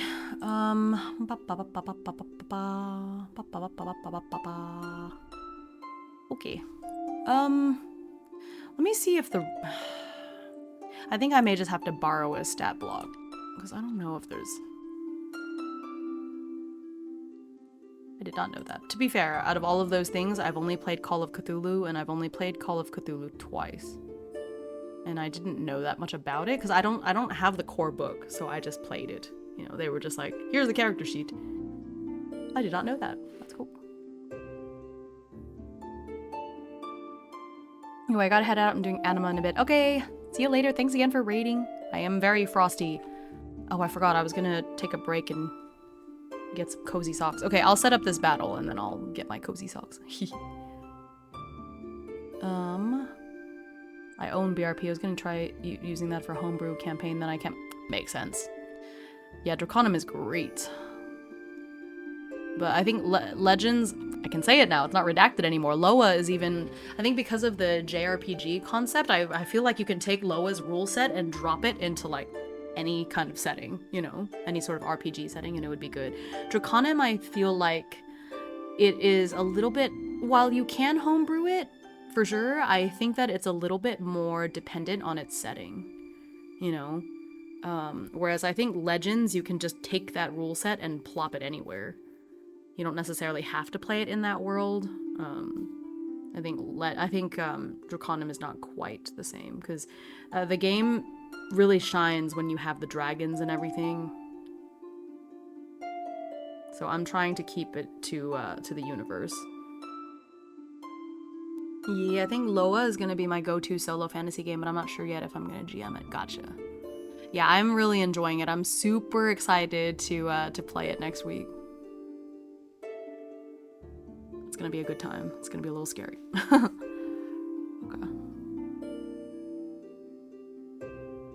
Not scary, but like I'm excited. It's gonna be a good time. I may have to play it for a very long time. Good.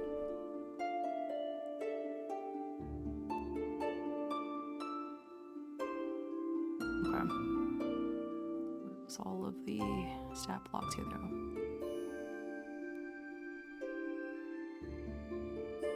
Oh yeah, there's bandits. Perfect. I'll just do one of each. There's an attacker, an archer, and a captain. Let's do it that way.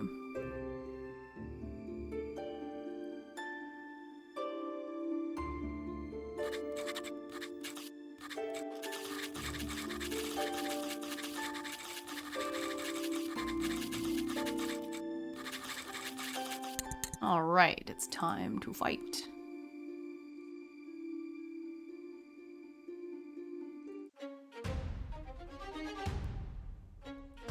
Let's get to it.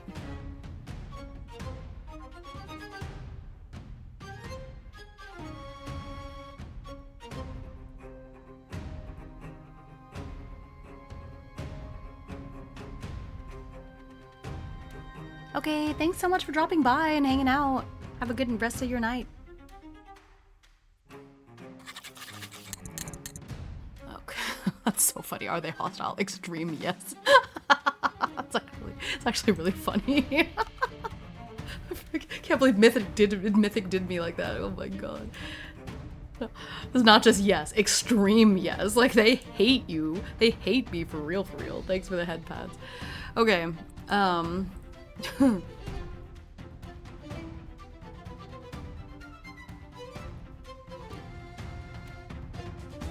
Okay, so we have two.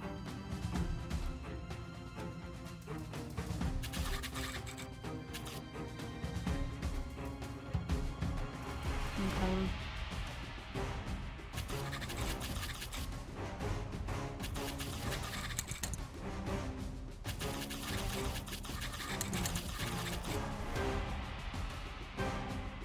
Oh, this one gets 3 actions.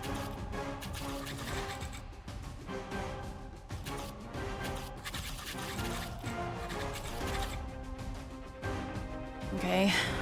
We're gonna level up after this though, so we're gonna be so good. It's worth it.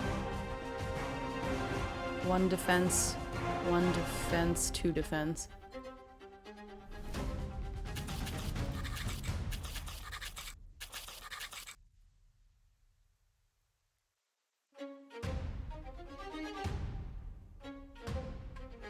Okay.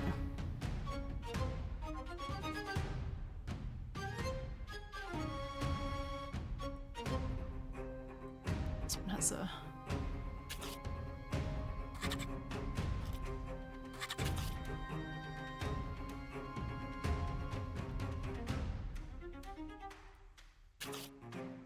these interesting triggers.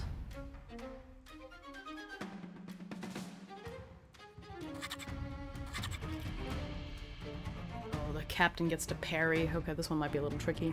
You got this. Thank you. I don't know. We'll try it. It's gonna be a little tough. Okay, I think I got it.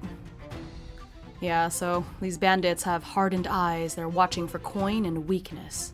There's an archer that wants to strike from a distance, and then we've got the captain that's gonna hold the line. So we've got, let's say the captain is in the middle, and then you have the archer next to them, and then the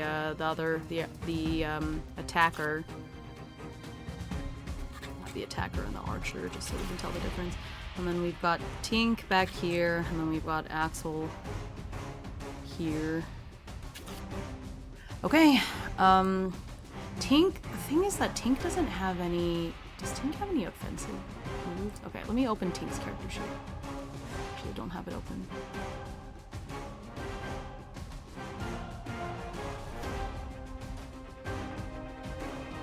See it a little bit more clearly. Okay. Yeah, I didn't give Tink any offensive magic because he wasn't originally supposed to, but I think he can just like slash people with his little dagger. Worse. Okay.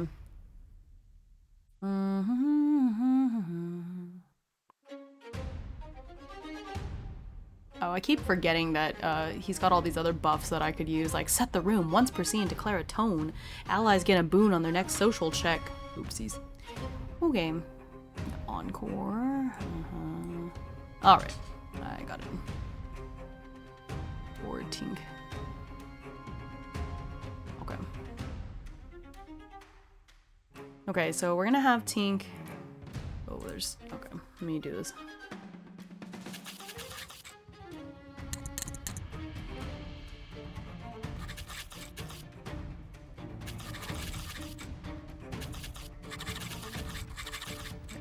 This setup. 10 wounds. Oh, that's the attacker. The archer has 9. I think the captain has 12? Oh, 15. Oh, shoot. Okay. Okay. Don't have any status effects at present, so we'll just do this. Okay, so Tink is going to first cast Enhance, which is going to give Axel a +1.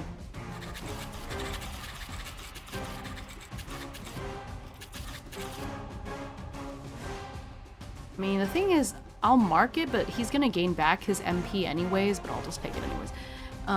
Cool. So that's pretty much gonna be his AP, I think.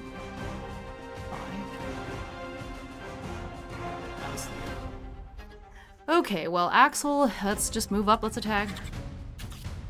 And then Tink can, well, Tink doesn't have any offensive magic. Because I didn't give him any, and I think it would be a little too convenient for me to change it now, so...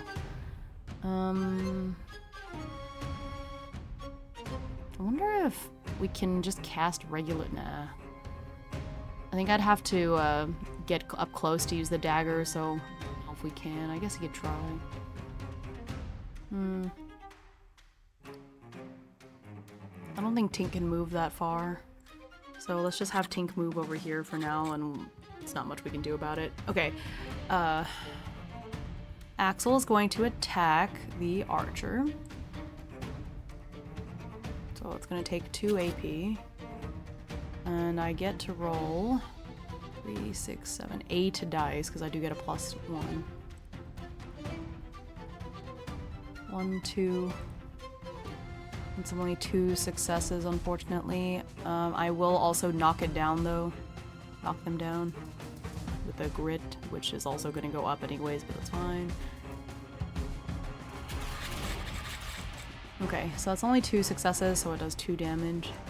But they have 1 defense, so I guess it does 1 damage. It's a big yikes. Oh, that's not the archer, it's the attacker. Okay. Don't love that. Okay, but they are knocked down, so they're gonna have to use one of their actions to move. Do I use an action to move? I think I do too, actually, come to think of it. I think I have no AP left on this one. Okay, Tink moved and Tink casted, so kind of same thing. So, Maybe Tink can move up. How much movement?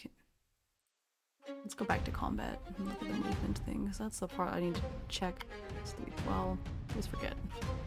Well, this is my first battle where Tink is actually, like, really fighting. So I just want to make sure that I'm doing this correctly. Axel didn't have to move very far.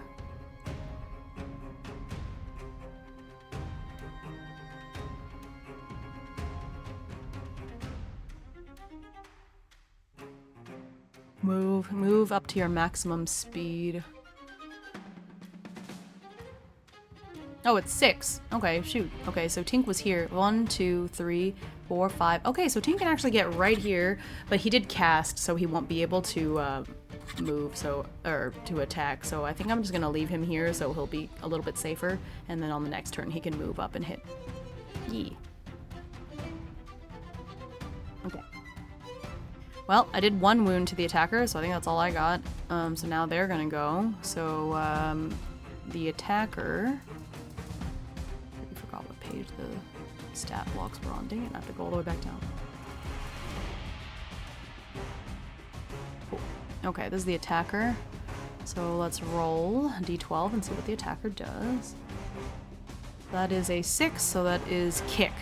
Target within 1 square suffers 1 light wound and is dazed 1. I'm gonna use my defense to negate. Is it just 1 defense to negate?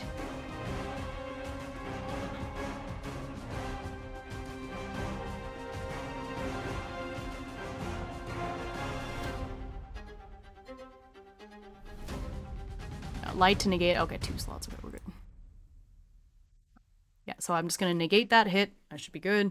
And it used its other action to get up because it was knocked down. So I think we're good.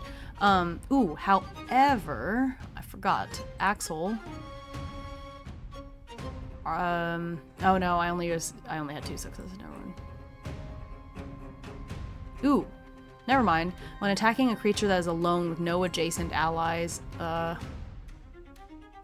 does this count as adjacent? It's diagonal.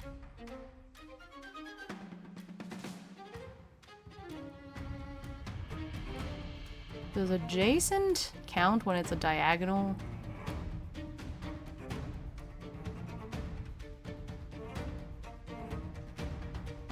What does adjacent mean in this situation? Does it count?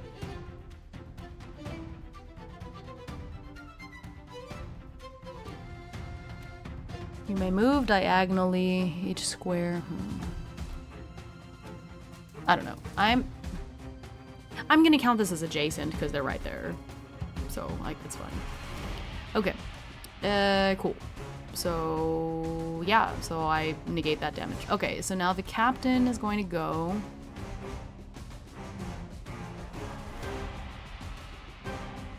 Hold the line, rally allies. Yeah, so they're gonna walk up.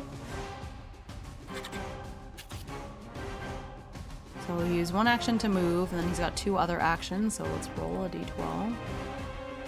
So, rallying cry. All bandits within 3 squares.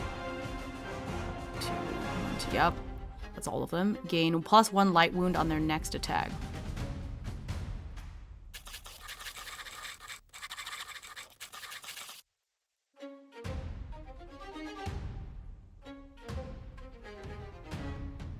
Bandits within, so I think that counts on himself too. He rallies himself. Okay, and then his next action is Steel Cutlass. Target within 1 square suffers 1 light wound. It's 2 light wounds because of the rally. So that would be 2 light wounds. I can negate 1, and then I'll take 1. That's fine. Okay, now the archer. Archer has more of a range, so I think he can still shoot Axel from here, yeah, straight ahead. Okay, so I think the archer is good. We're gonna roll for what the archer is going to do. It gets 2 actions, because it doesn't have, they don't have to move. Aimed shot. Target within 5 squares, yep, suffers 1 light wound on failed D2 body check, then they're slowed. Okay, yikes. So that's 2.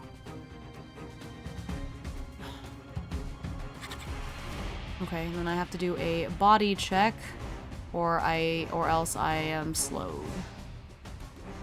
Difficulty 2, okay. Body check.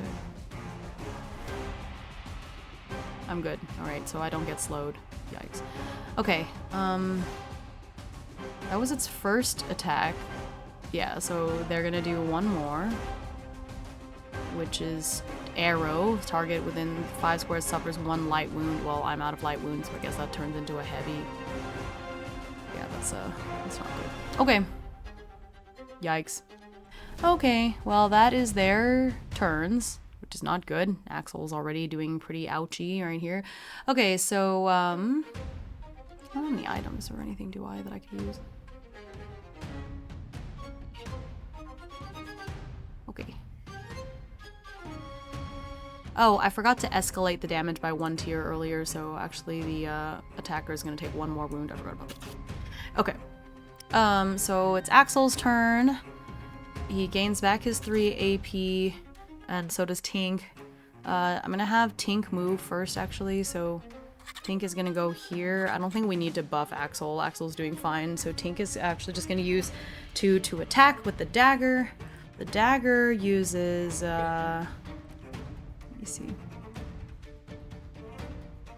It's plus 1d6 to his primary, which is soul. So Tink's primary is soul, which is 3. So 4 d6s.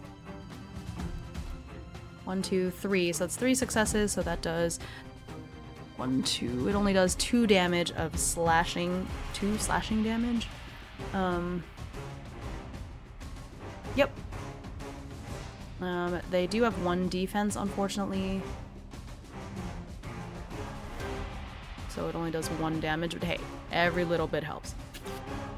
And that does, again, keep Tink kind of safe, because they're off to the side. Okay, so then Axel's going to attack, so Axel gets 7. 1.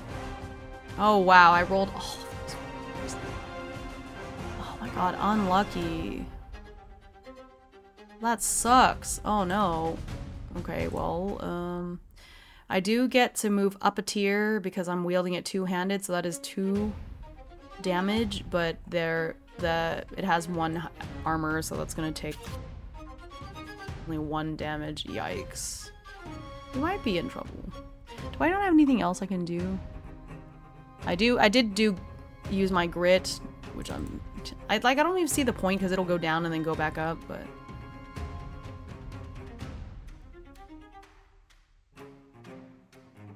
okay. Oh, I forgot I have no, we're good. Okay. Well, that's all I can do, I think, but I didn't have to move, so I do get 1 AP.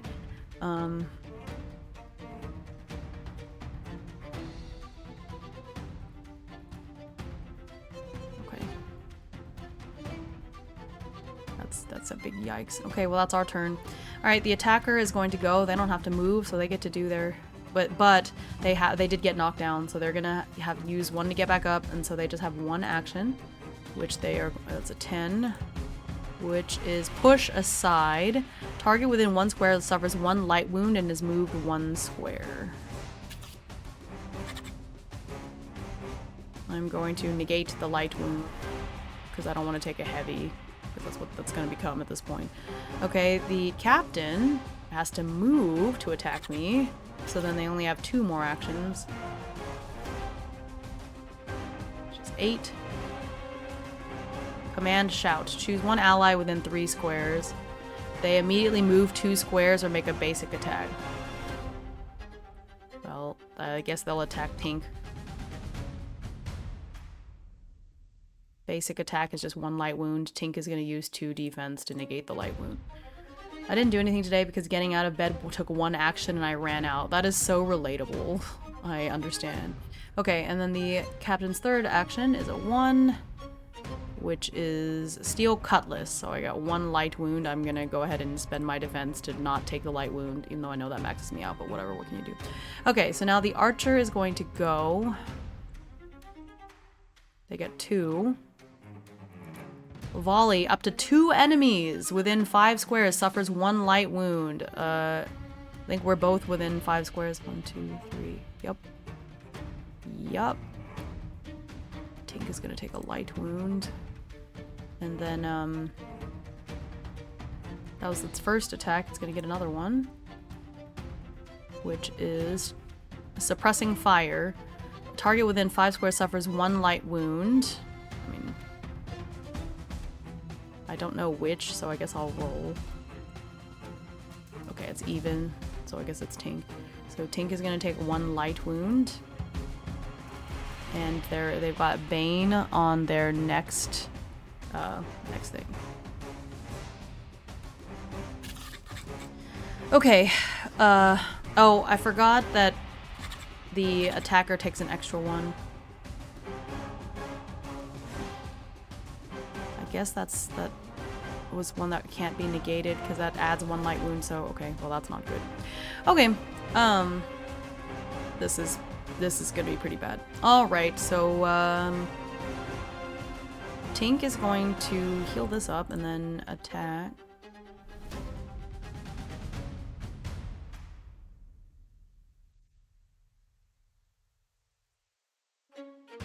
Okay. Let's have Tink attack this dude. That's 3 successes. That I believe is a 2 damage still. Yeah, so that's 2 damage. They have 1 armor, so that's there. Okay. Well, the good news is that I have 4 AP. The bad news is if I have to spend 1 to, I might have to spend 1 to move if I want to continue going for that attacker. On the other hand, because I think it's better to go 1 at a time so at least 1 enemy can stop hitting. Yeah, those weird losses. So, yeah, I'm gonna move. So I only get to attack once, but it's fine. That is 1, 2, 3, 4 successes. It steps up to a 5 success. So 5 damage, -1. Oh, it has 1 wound left. I hate it. Can I turn it into a heavy hit? Actually...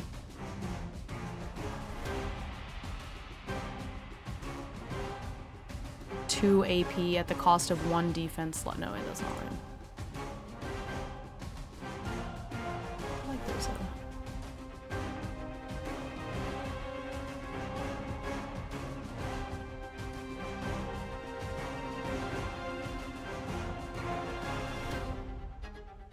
I believe... Where is it?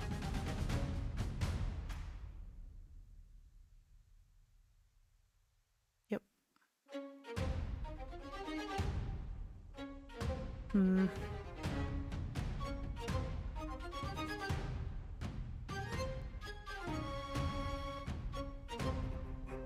Okay, well, soon we'll be able to... Opal will be able to help too, and it wouldn't be so bad.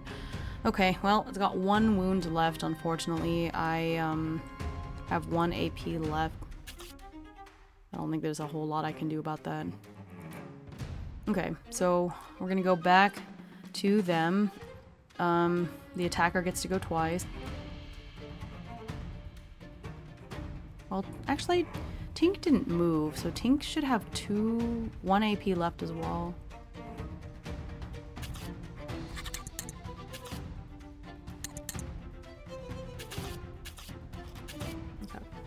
We'll save that up for something. Might be helpful on the next turn if as long as Axel doesn't die. Okay. So the attacker is gonna go. That's a 7. Kick. So 1 light wound to Tink there,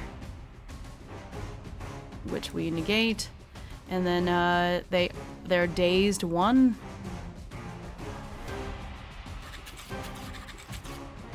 Okay, that's its first attack. The second attack is a 9. That's push aside. So 1 light wound, and then they're pushed up. This time they'll Tink will take the light wound. It becomes a heavy wound, unfortunate. Okay, so that's that. The captain... Oh, I forgot. Oh, never mind. He only gets one because I forgot he got knocked down. I just always knock down. So Tink is okay. Okay.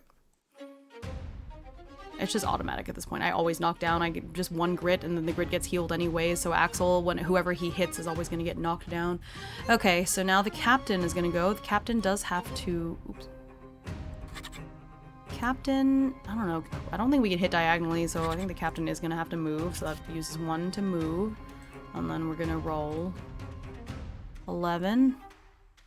Rallying Cry, so they all get +1 light wound. See, all bandits within... I don't know if it rallies him too. Oh, do it, I guess. I think it makes it more punishing, so I'll hold on to it. I'll do it. Okay, and then the next one is a Steel Cutlass. We got 1 light wound. Axel is gonna defend to negate the light wound, so we're good. Okay, so that's a ouchie. That's goodbye. All right, so to the archer. That's a 1. Target within 5 suffers 1 light wound. Ouch.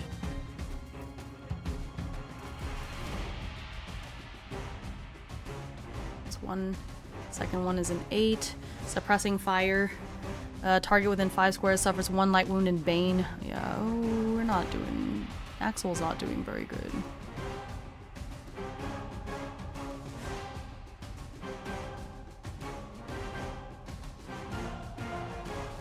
Yeah, we might be in trouble a little bit. Okay. Yeah, because I can't defend against that anymore. Okay.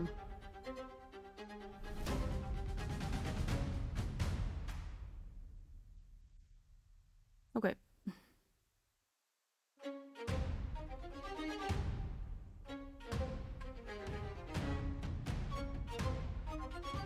Oh, yeah, okay. Okay. I think that's it for the archer. Okay, so now we're gonna go. Tink is gonna attack the attacker. Tink has 4 AP now. We both have 4 AP, so we might be able to make a little bit more happen this time. Alright, Tink, good. It. Nice, that's 3 successes, so the attacker is dead.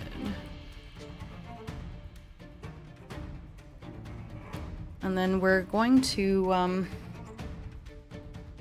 I think what, oh, no, it's not gonna work.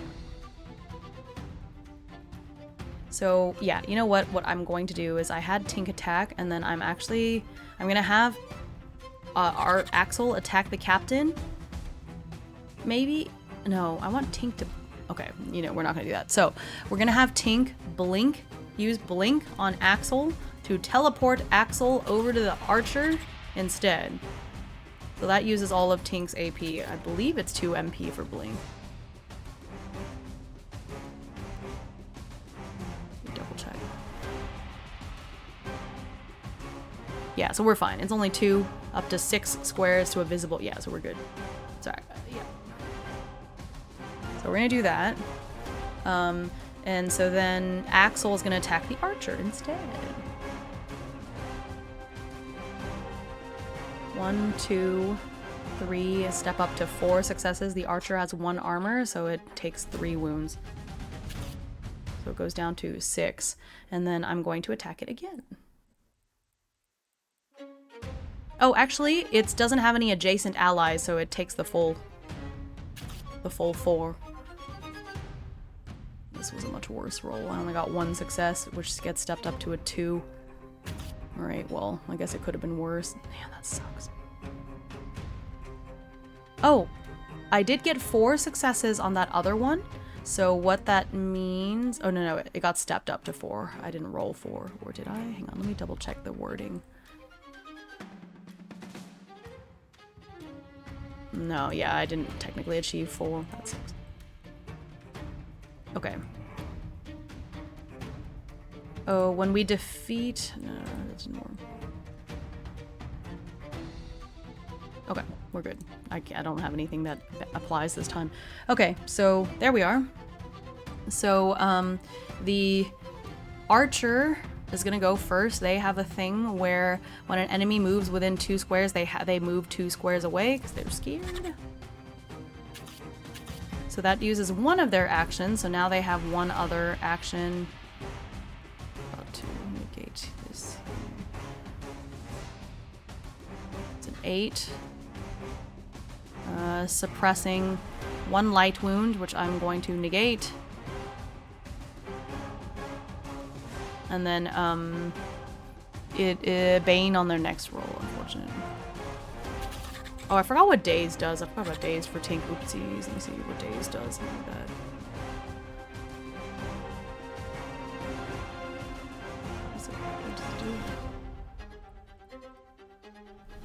What does Dazed actually do?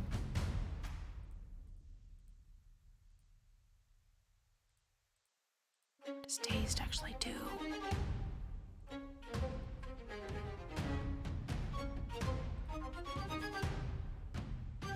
Your AP pool is reduced by 1. Oh, I see.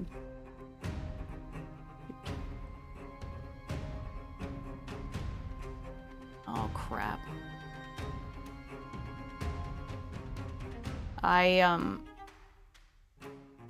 That whole turn needs to be taken back. I messed up because Tink is dazed. So Tink only had 3 AP, so Tink couldn't have teleported Axel away. Man. Okay, hang on. We have to go all the way back.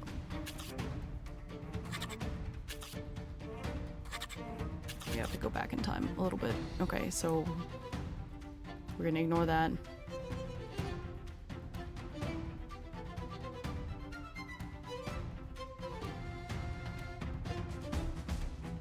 Well, we had to let... Okay, in that case, I'm gonna have,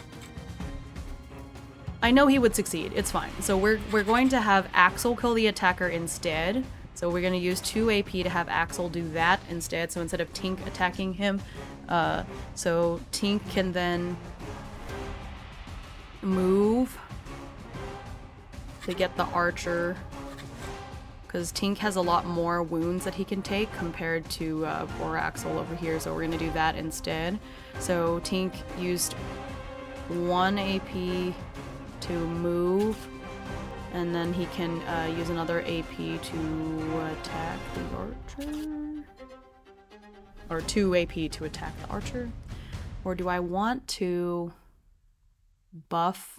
No, I'm not going to attack the archer. I'm going to use the 2 mana to buff Axel. So Axel gets another dice on his attack. So then on Axel's other attack, because he used 1 to attack the attacker, I'm going to go ahead and attack the captain. So it'll be 8. 1, 2, 3, 4, 5, 6, 7. Okay, it's multiple successes. It does 5 damage, which negates the armor because there's no adjacent allies. So the captain goes ahead and takes 5 full damage, and because Axel got more than 4 successes, we have Are You Not Entertained? So the enemy with the lowest threat level is Frightened 1. So this one is Frightened.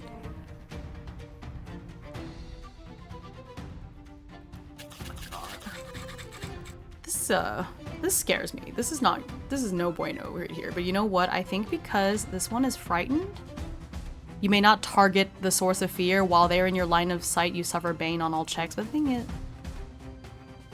while the source is visible, attacks against them.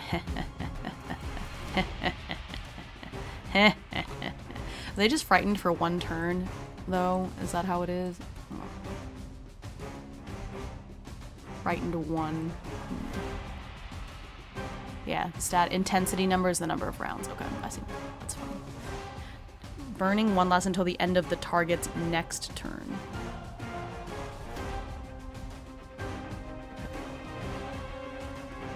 Has to be for a whole round, I see. So this is, they're frightened now. Okay, that's fine. Cool, well, that's good. So that means that the archer cannot attack me, so it's gonna waste a turn. So now it's the enemy's turn. It's gonna waste a turn or an action to move, because it has to move 2 away from Tink. Let's say that it goes here. It can't shoot me, so it's gonna have to attack Tink, which is, I don't like it, but Tink can take more hits right now, so. Alright, so that is a 4, so it does an arrow, so that's just 1 light wound, which I'm just gonna have Tink use his defense so he doesn't take anything and negates the light wound. Okay, so that's it for the archer. Oh, now the captain is gonna go. The captain gets 3 actions. Thank you for the head pats. This could be really bad. The captain gets 3 actions. For 1. Oh, the captain did get knocked down, so actually he only gets 2 actions. Okay, so number 1 is a 9. Command shout. Choose 1 ally within 3 squares. They immediately move 2 squares or make a basic attack. Okay, they can make it. They'll make a basic attack. The archer, so the archer will just shoot Tink, which I don't love, but again, Tink can handle it. Okay, so 1 more action for the captain. It's 10. Command shout again. So sorry, Tink. Sorry, Tink, but you can take it. You've got more slots. If Axel gets hit 1 more time, he's dead. So you can take it, Tink. I'm sorry. Ah! Okay, so we're good. That's it for their turn. I didn't have to worry about Bane because I didn't have to roll anything. Tink is no longer dazed. I think I used all my AP. So we go back up 3 here, 3 here. Okay. We heal up our defense slots. That's good. Okay, so Axel is going to attack the captain. No. I'm gonna have Tink. Tink is gonna buff first. So Tink is gonna use 2 AP to buff Axel, and we're actually just gonna stay there. I think the archer is not frightened anymore.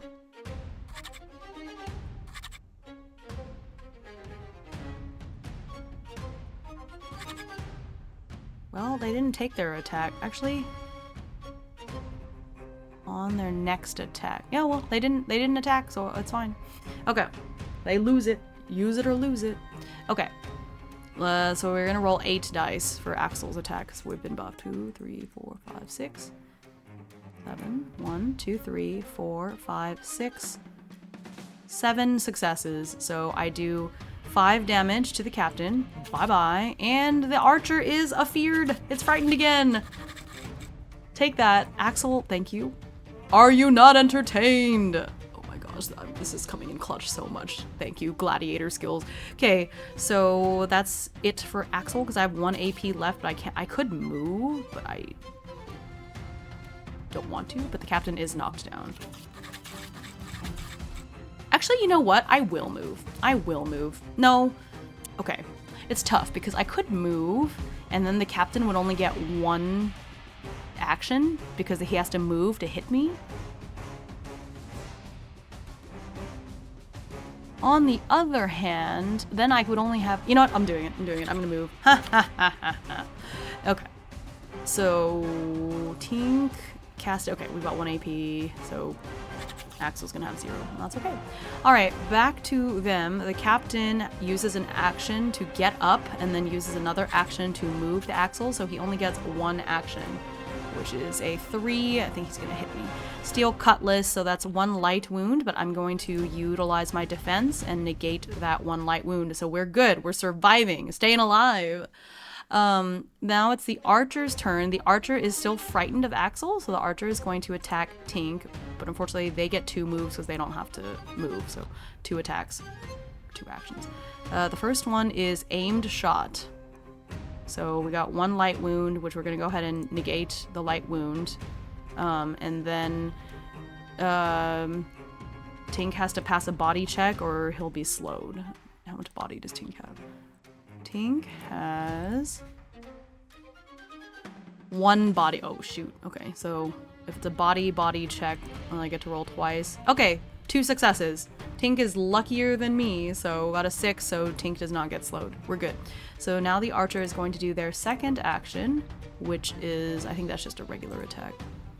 Arrow. So that is 1 light wound. Tink is out of defense slots, so unfortunately he has to take the wound, and it gets stepped up to a heavy. Okay, but that is their turn, so it is back to us. We get 3 AP. Tink now has 4 AP, so Tink is going to buff Axel. So Axel's gonna get 8. 1, 2, 3, 4 successes, which is good because the archer is frightened again. That does 4 damage to the Capitan. Man, he only has 1 wound. And he's knocked down again. That's okay. That's kind of a waste, but that's fine. We're gonna have Axel attack again. No, he can't. I forgot because I moved. We could have a Tink attack the Captain. No, he can't because he can move, but he wouldn't be able to attack.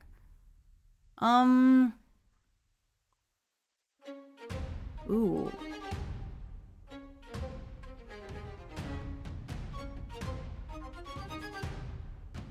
Tink could blink the Captain.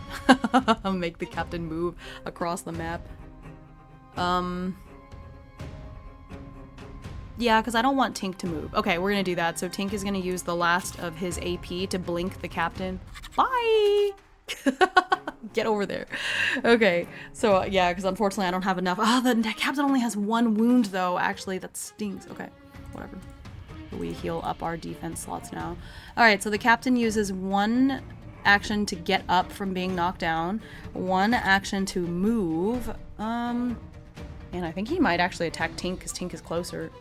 And he doesn't like these magic shenanigans, you know, so we're gonna get there. We have 1 action, the 11. I think that's actually the rallying. Yeah, that's rallying cry, so then they get the +1 light wound on their next attack. At least on the archer. Okay, well, you kind of wasted your turn there, dude. Alright, archer. 1. Arrow. So that turns into 2 light wounds. Tink can negate 1, but we take 1. That's unfortunate. Okay, so then it gets another 1. But that was only on its next hit, so that's gone now. So that is aimed shots. That's another light wound. We can't negate it anymore. Okay, Tink. Hang in there, Tink! We're gonna make it. It's gonna be okay. Ah. And then we have to do a body check. Okay, Tink is slowed. Or a turn. I have a feeling, I don't remember what slowed does, but I think it has to do with movement, so maybe we'll be okay. Because we don't have to move. Movement is halved. Yeah, we're fine. Who cares? Light. Okay, so that is actually the enemy's turn, so it is back to us. This one is no longer frightened for now. Okay. Alright, Tink is going to blink Axel next to the Captain, or actually let's blink Axel here. That's smart. Okay, so then that was 2. Can I do a quick attack? Because then I think that only uses 1 AP. Because isn't there like a quick attack that's like...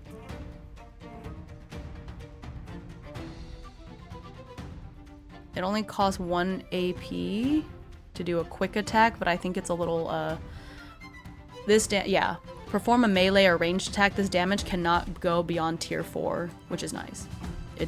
That's fine. But it costs less AP to do it that way, so. Okay, so we're gonna do that. So we'll have Tink attack with a quick attack. So that does 1, 2 successes. Oh shoot. The Captain has 2 armor, so I think it actually doesn't do anything. Yeah, the Captain has 2 defense. Man. Alright, well, never mind. Oh, also it says when hit by a melee attack, reduce the damage to 0 once per round. I forgot about that, so I think one of the wounds last time shouldn't have counted, so I'm gonna add 5 back. Never mind, I keep forgetting about that stupid parry. That is so OP. Okay, well, Tink, you tried. It's better than nothing. Bye. Alright, well, Axel is gonna go now.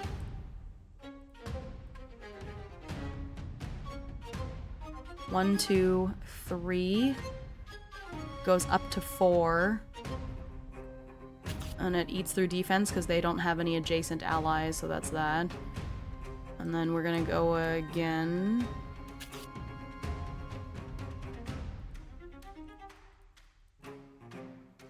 One, 2, 4, 6 successes. The Captain is dead, and the archer is frightened again.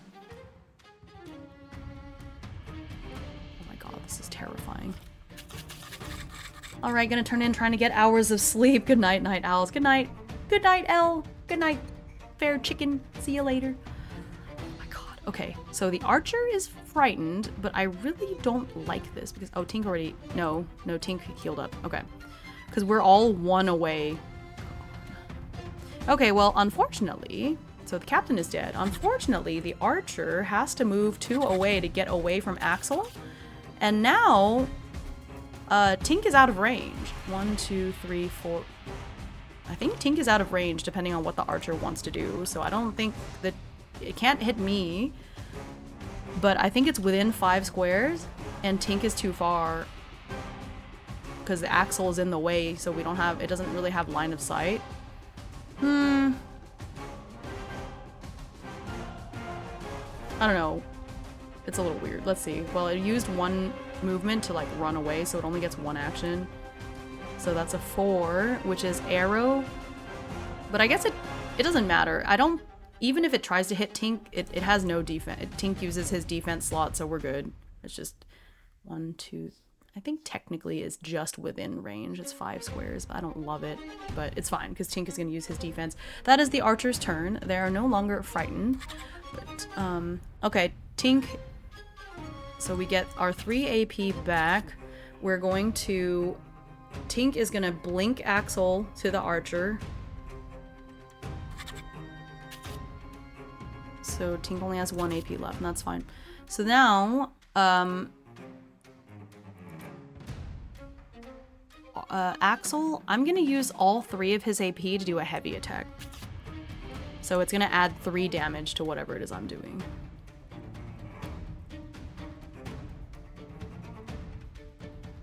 One, 2 successes, it gets stepped up to 3, and then I get 3 more damage, so it's 6 damage. Unfortunately, I don't think it is frightened. Because I only had 2 successes, technically, so... Alright, it is not frightened, but that's okay. We're good. So now it is the archer's turn. The archer does have to move, because it tries to get 2 squares away. So that is 1 action to move, and then another action to shoot.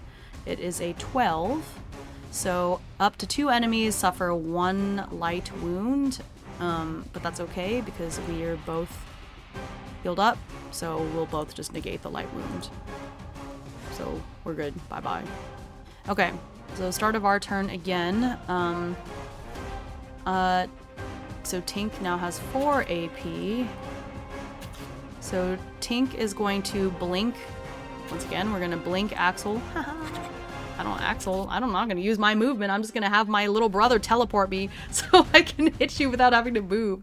All right, Axel. But then the good thing is Tink still has 2 AP left, so we can buff Axel as well. So Axel is going to get the enhancement, so I get 8 attack dice instead of 7. 1, 2, 3, 4, 5, 6, 7. So that's 1, 2, 3 successes. So that's a total of 3 successes, which gets stepped up to 4 damage, 4 wounds. The archer is dead. Ooh, wow, that was very close. That was very, very, very close, but we did it, and the battle is over. Oh my gosh. Yippee. Hello. Was that a check-in? I saw, hi, Yggdra. Oh my gosh. Okay, we did it. Jesus. That was a little scary. I was a little worried. We had to cheese a little bit. Like just teleporting Axel around. That's actually scary. You have like this teleporting ferret like slashing at you. Actually, oh my gosh, terrifying. Ah, oh my gosh, that was so scary. Like look at them. They're both 1 hit away from death. Holy goodness gracious. That was a little scary. That was a little scary. Okay.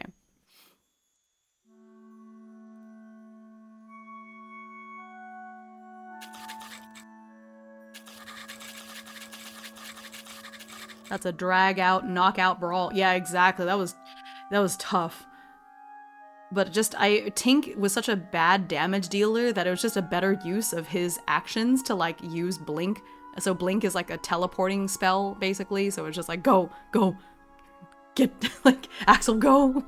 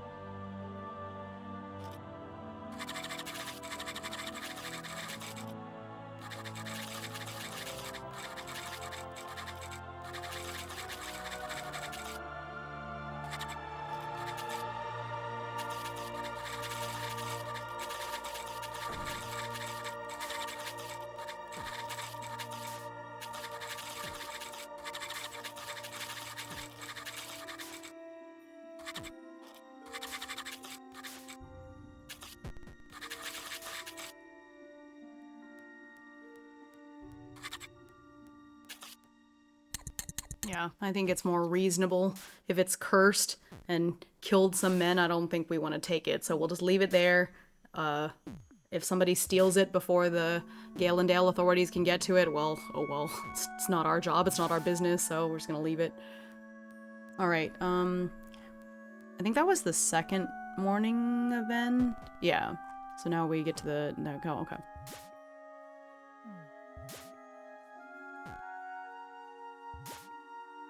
Alright, so let's roll for the nighttime event. Night encounter. Uh-oh. Alright, let me get the night encounter table here.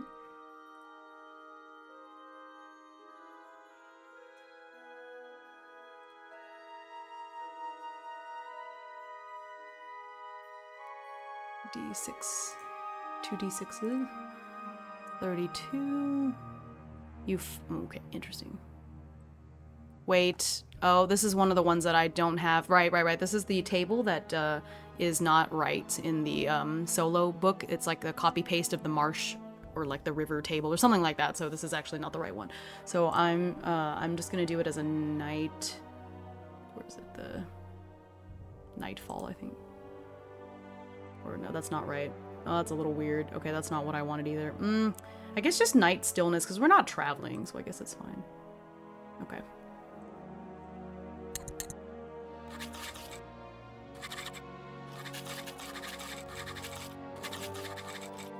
We're gonna get an EXP. We're actually gonna level up, so we'll handle all that during camp.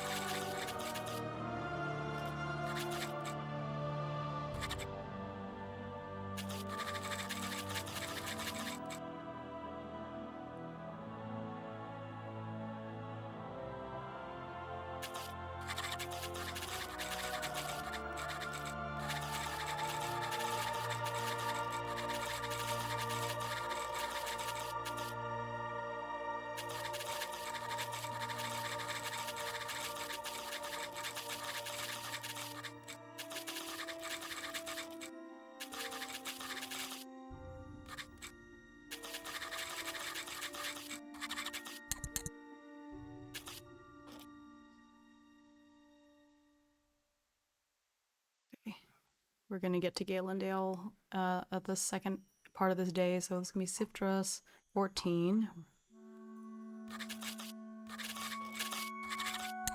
Okay.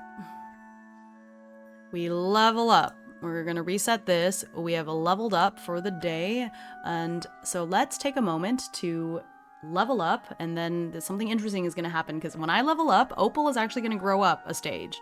So let me get this character sheet open.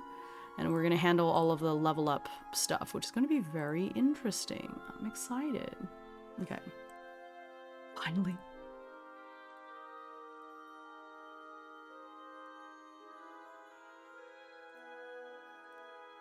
Okay. So here's the character sheet.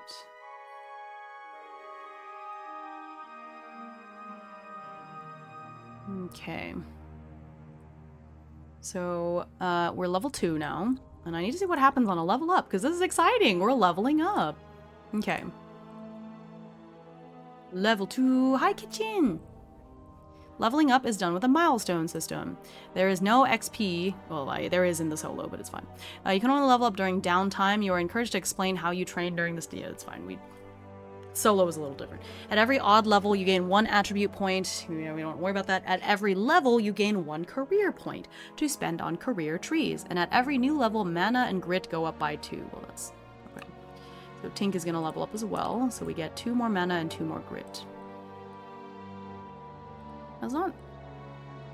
Oh, I forgot about Tink's mana, but I think it's because the amount of mana we were using, I was only using 2 and it heals 2 anyway, so I don't think it matters.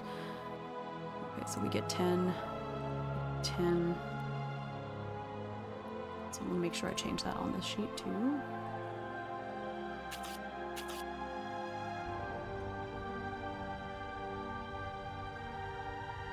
How has your day been going, Kichin? 2, 4, 6, 18. Okay. I'm actually gonna do this for instead of the checkboxes for Tink's MP.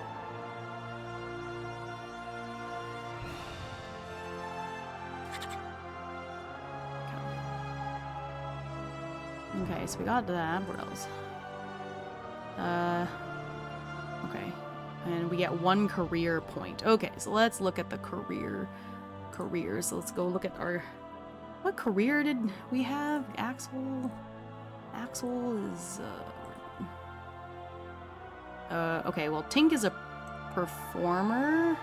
Axel's a veteran. Okay, so let's look at performer first. Okay. Minstrel. Okay, so he's got Minstrel. I could open another one, but I don't want to, so... I guess we could. Actor. Nah. Okay. Minstrel. So currently, Tink has... the... What does he have? Where is the... Didn't write it here. Okay. What career path did he take? Encore? I think we only have Encore. Once per scene after success with a performance, spell, or attack. Oh, shoot!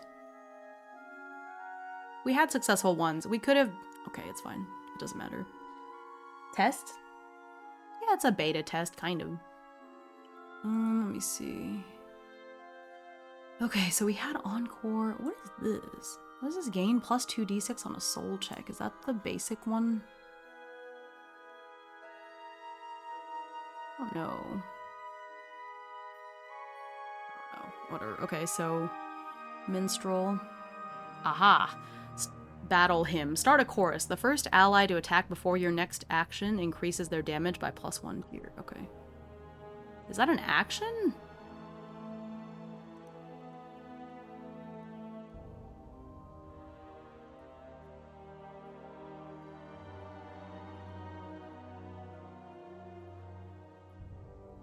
So this is,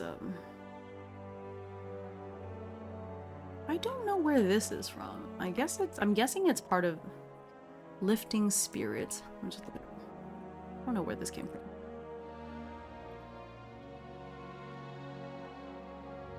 Oh, it's from his instrument. Okay. Musician's instrument. Oh, I already have it here.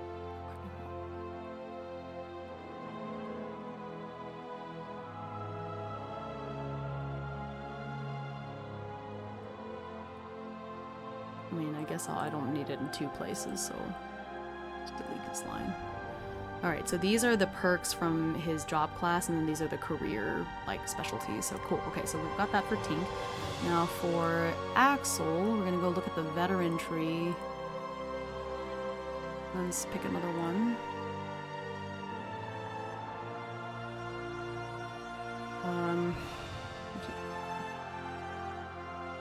Mercenary. Yeah, well, that makes sense. So we have Scarred. When you take a heavy wound... Oh! I forgot about that. Oh, shoot. We could have had extra d6s. I forgot about that, because we took 3 heavy... Oh, man. Okay. Once per short rest, you may stabilize yourself or an ally, preventing them from escalating a light wound to heavy.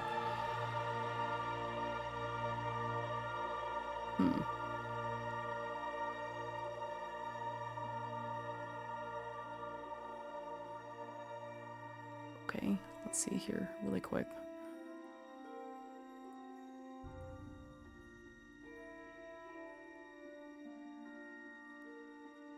I think expert. Yeah, okay. We have this one. Do I want another one?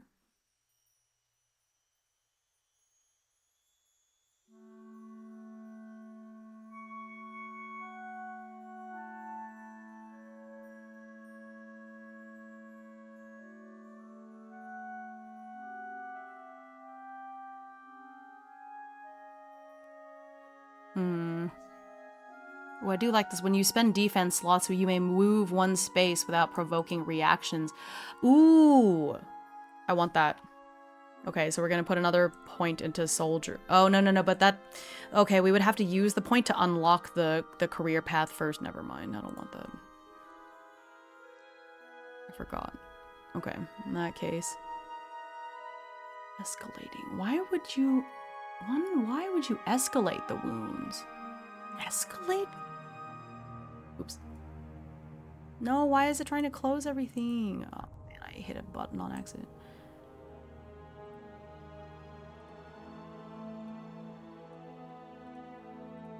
Okay.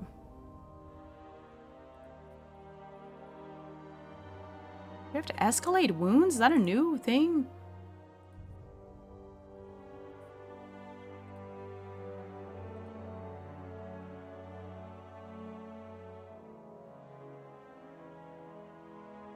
Oh yeah, the deadly wounds stay, unfortunately. Yeah, until we go back to town, so that's not good.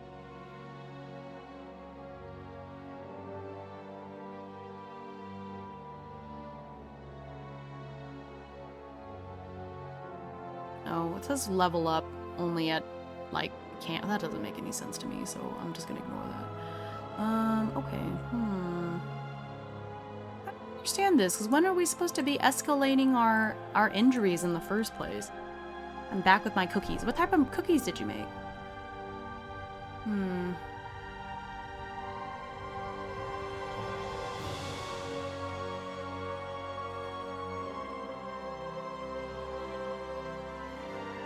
Oh, I see. Once per short rest, so not during a short rest. Okay, I'm gonna take... Okay, so field medic. Okay, I got it. I understand. I'll add that to my footer, so I know when it's been used.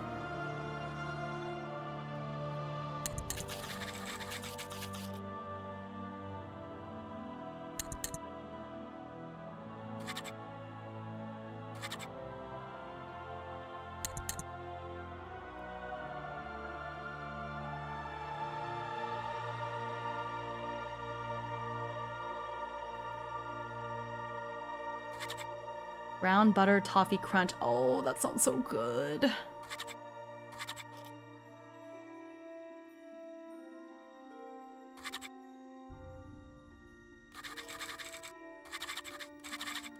I'm just putting a little check mark for that. It can only happen once per day, basically. Once per short rest. Okay. Cool. Nice. Hi, Hime. How are you doing? Hi, Lily. Oh my gosh, long time no see. I hope you're doing well. I'm doing all right. So we just had a really tough battle, but we barely survived, so I'm happy. Okay, so we leveled up, and then the other thing is that our dragon is gonna grow up a little bit. Okay. Dragons. Where's the thing? Okay, so we've got our mirror dragon. Okay, where'd she go? Mirror dragon. Which keeps swallowing my message. Oh no! No wonder I was like, test? Oh, that was you testing it out. I see. Oh gosh. Okay. So she's grown up a little bit. That's really exciting. I think she can... I think I feel better about her fighting alongside us now.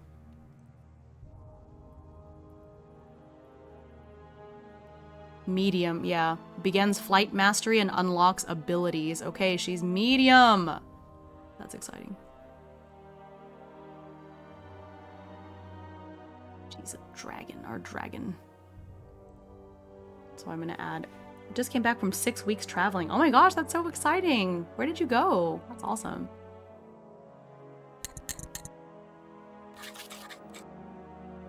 Add Opal here, because now she's unlocking some abilities. Okay. Got her attributes. Got her pillars. Bond points, so she's got 3 bond points. And then when she's evolved... Yep, 3 perks. She gets 1 minor perk. And every time your character levels up, your dragon's max BP increases by 2. So she gets 2. Oh, Thanks for the hydrate. So she gets 2 more bond points. 5. I don't know if her stats changed. Let me look at it. Okay, so she gains 1 minor perk. Each stage will give you 2 attribute points. Okay, so we get 2 attribute points that we can distribute. Let's give her another body and another mind. I want her to be smart. Okay. That's nice. So then... And then she gets 1 minor perk. Each max BP increased by 2. Their damage on all weapon tiers, including breath, goes up by 1. Okay. Damage goes up. Okay, well, we didn't have any damage to begin with, but...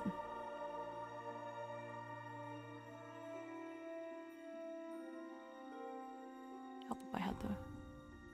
Okay, so I'm gonna have to write down her damage tiers, because she was not doing any damage before. Alright, so here we are, mirror. So she gets another minor perk.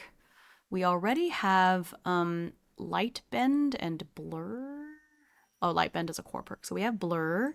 We have twin mirage, but I think twin mirage is a major. Okay, so we get another minor perk. Canada, US, Japan. Oh my gosh, the trifecta. That's awesome. It's good to be back. I'm sure you had a lot of fun, but you know, there's no place like home, right? So that's awesome. I hope you had a great time. Okay, so we got blur.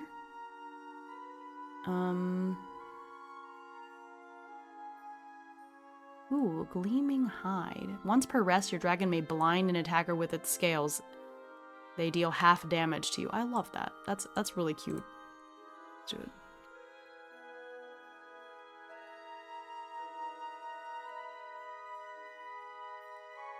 Okay, I'm gonna add this to the bottom of my footer here for Opal.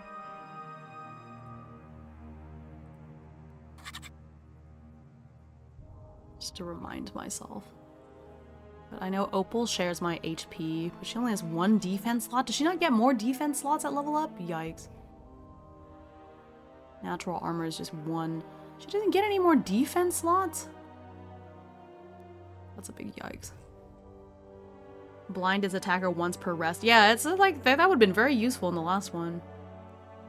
I know technically I could have had her fighting as a hatchling because there is a damage chart for it. I just don't like it. That just seems really messed up to make this little baby fight, so I just didn't.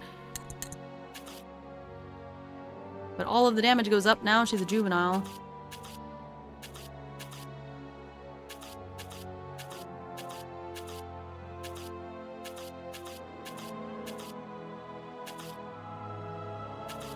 Okay. I added that.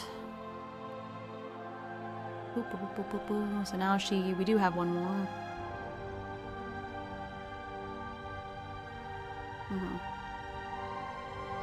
So she's a juvenile. She's been grown a little. I do need routine to properly function. Yeah, understandable.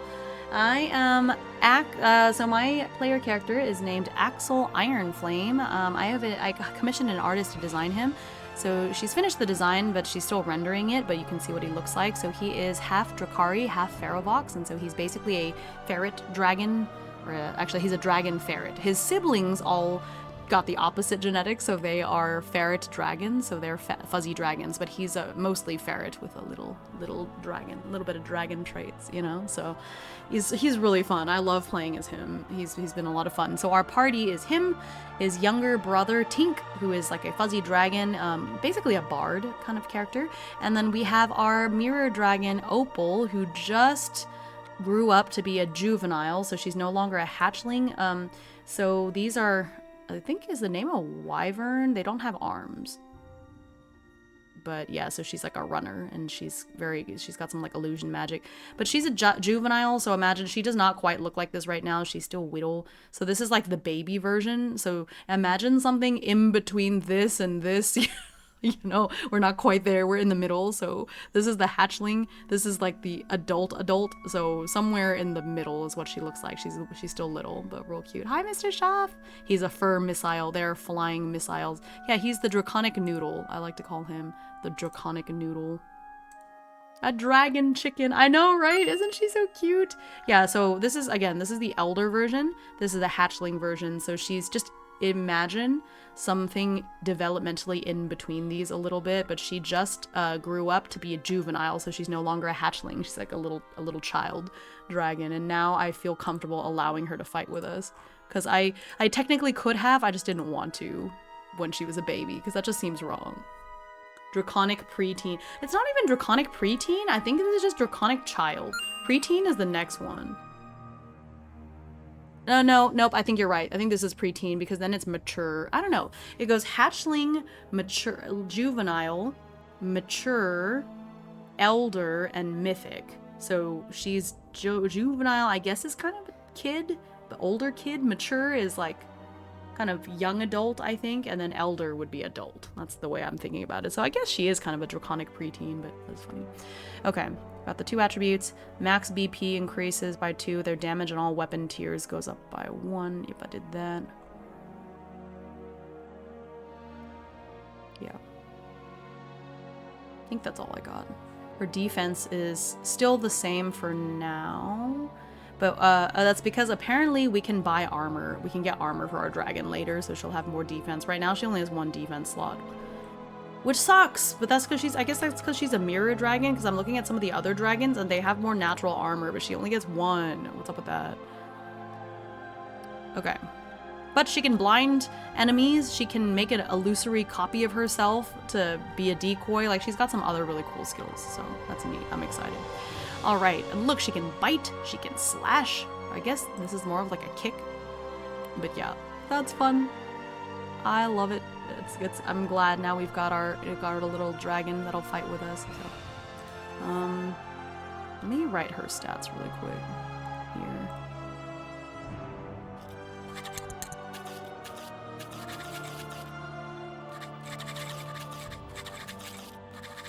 Okay, and I know at some point in the demo the dragon could speak, so I think now that she's an adult, or now that she's a juvenile, I think she should be able to speak. So that's where we're gonna get to that in the story now. Ah, that's so exciting! Our dragon grew up! She's a little child! Okay, I'm excited. Alright, let's see with the weather. It's still windstorm, I guess. Okay. Just took some major decisions. I'm very sad right now. It's been a rough year. I'm sorry. I know, Noelle, you've been really going through it this year. But hey, the year's almost over. I hope 2026 is a lot kinder to you. I'm so sorry. You've been through a lot this year. Okay, so it's going to be 0005. But we're technically not going to arrive in Galendale until after the morning. So we're going to go through this morning event really quick and then go through that.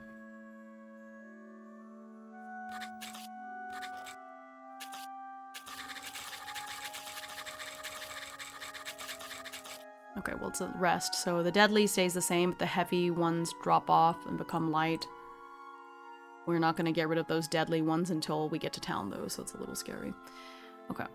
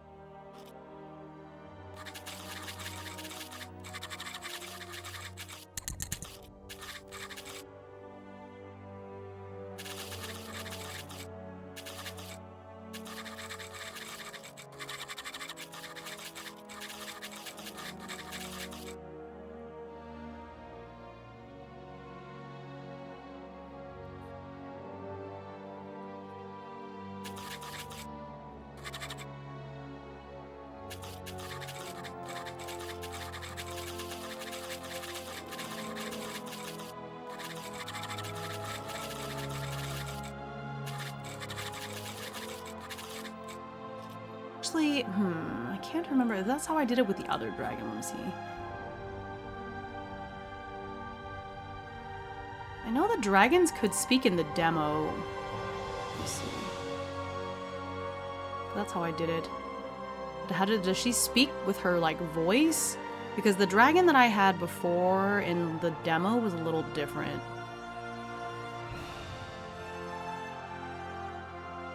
So I'm trying to think if I want her to, like, speak with her voice. Like, the dragon is literally speaking, or it's more of, like, a psychic kind of it's projecting out into your head. I think I like that a little better. So it's like people can hear it, it's just not really with your ears.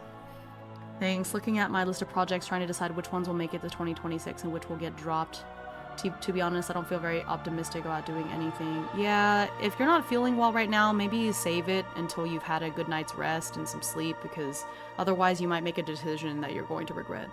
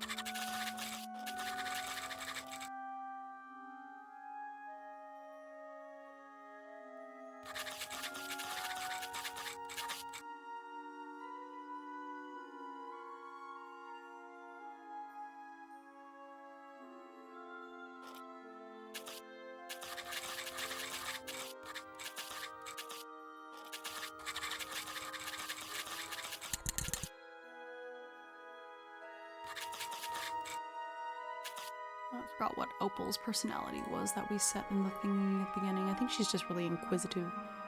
Personality details, yeah. Love, flight, and open spy. Instinct is to dominate. I think we're just gonna play her like very bratty.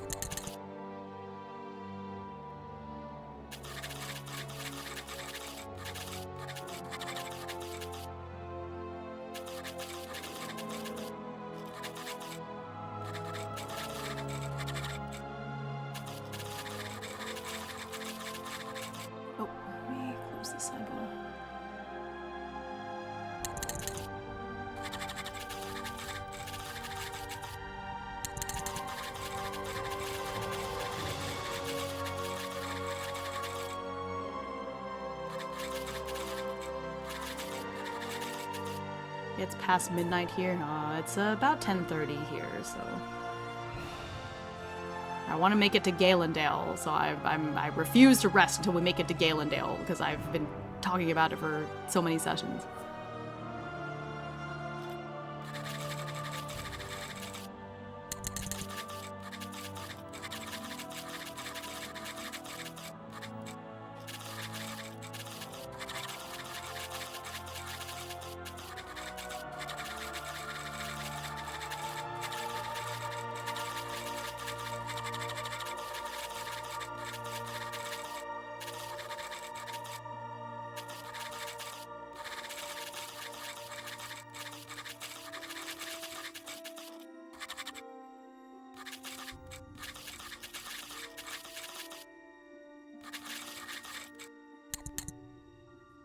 All right, let's see what the morning event is. Okay, we're ignoring that. It's not a settlement. General encounter. Okay. Well, we're just gonna keep traveling, I guess. They're bringing the ferrets to Galendale. Bringing the ferrets to Galendale, to Galendale, to Galendale. They're bringing the ferrets to Galendale. Oh my gosh, that's gonna get stuck in my head. Why did you do that? Oh no. I went through recently, like a month ago, I got hooked on that song again and I listened to it for so long. It's like so weirdly catchy. They're taking the hobbits to Isengard, guard. Oh, it has no business being as catchy as it is. They're bringing the ferrets to Galendale. Dale. Oh. Thanks for that.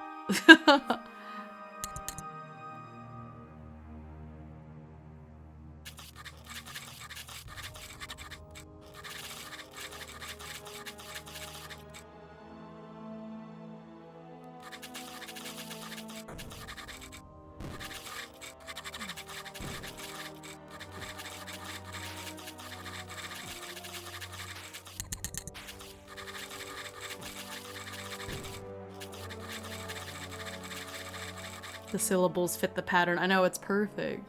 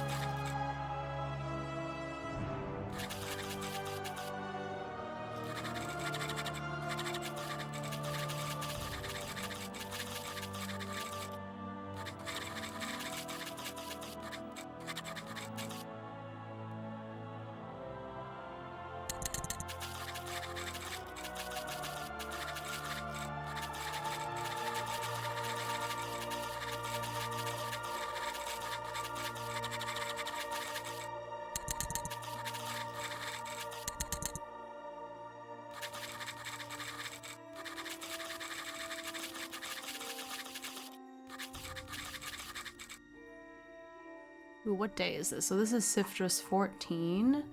So 14 is the day Saren, which... Ooh, Saren?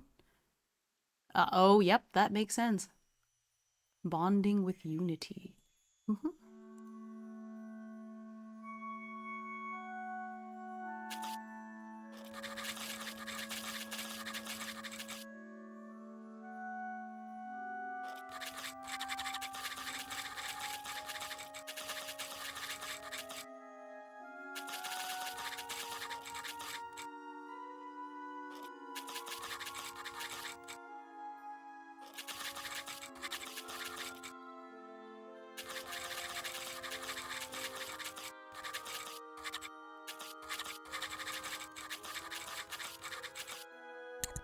We made it to Galendale at last! At last! What the heck? Oh my gosh, it took so long to get here. So many things happened. Okay. Galendale. Galendale is nestled in the hill roots west of the forest curve. It is known for its deep stillness, circular traditions, and a communal sense of memory. There are no records kept here, only the memory keeper's recitations and tales. Okay, so the arrival mood. Let's roll d6 for the arrival mood.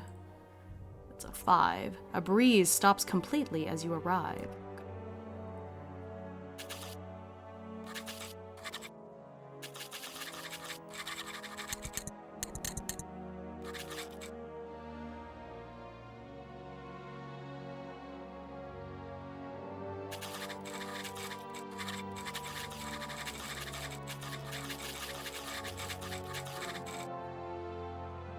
Change this on now.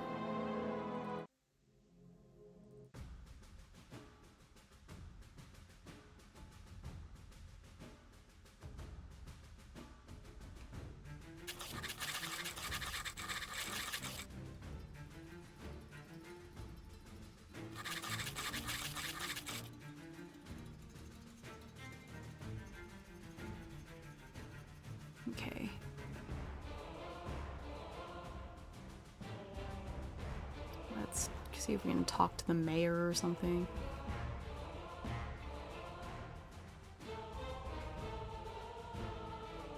Okay. Let's see if we can find the authorities. Are the police nearby? I guess. I don't know, the guards. Where's the watch? Okay, let's see here.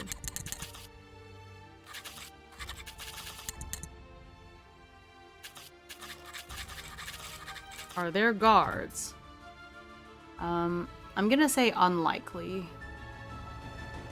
Well, let's say 50-50. I don't know. I don't really know. No. Okay.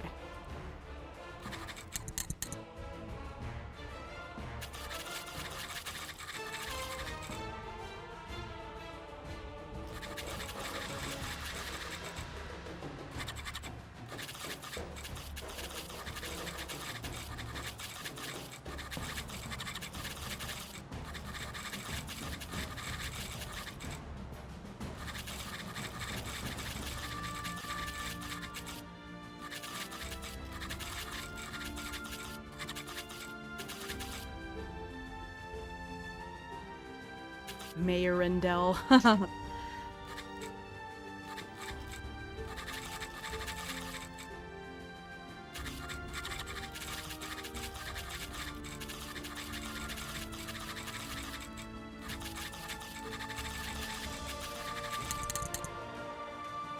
let's see. I know his schmoozing is not great.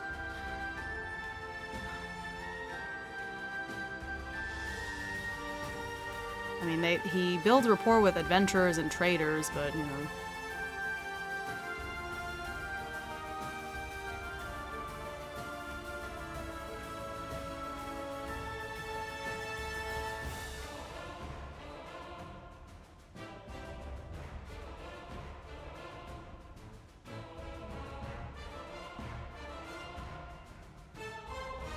Let's see, it doesn't seem like they have a...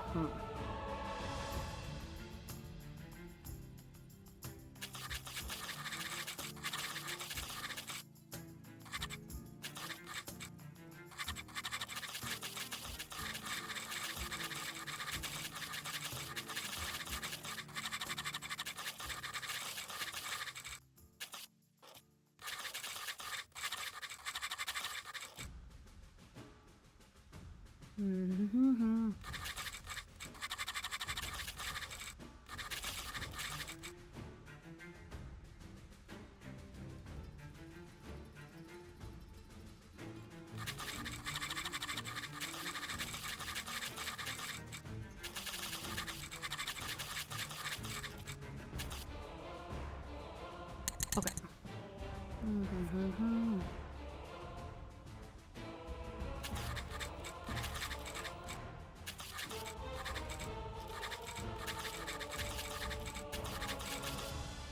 Let's see here.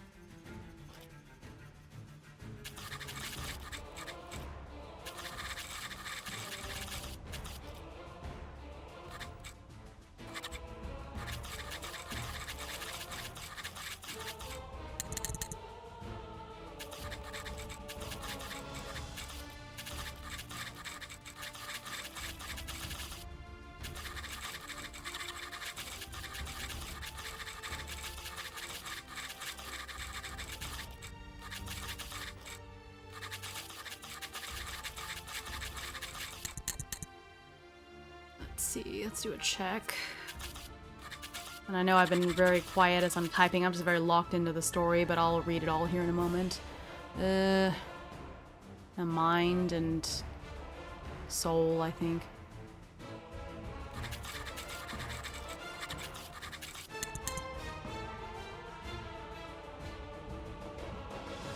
Success, that's a fail.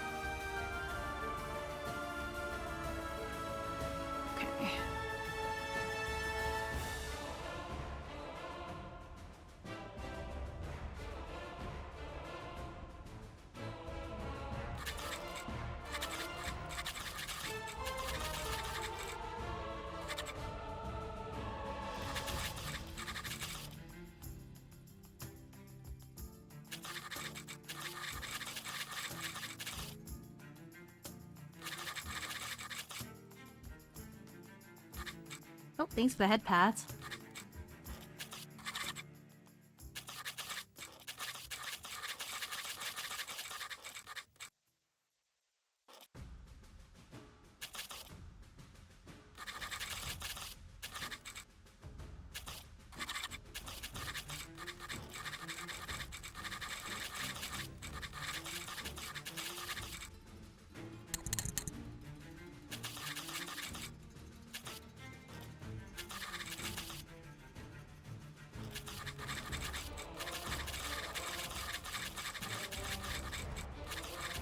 Alright, well, let's see if she knows anything about this, or if it's, like, related, so I'll just say 50-50, because I don't know.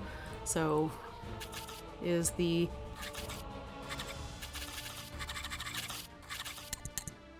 related to Galendale in any way?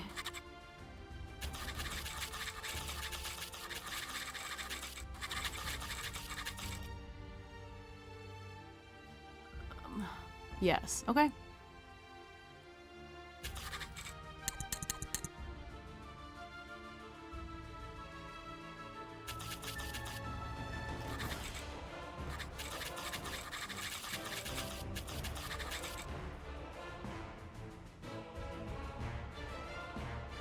Let me see.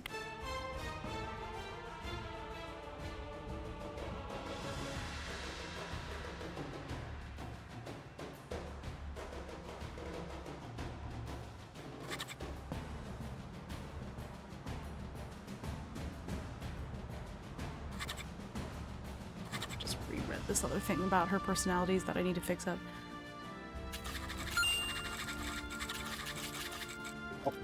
Oh, Karaga, hello!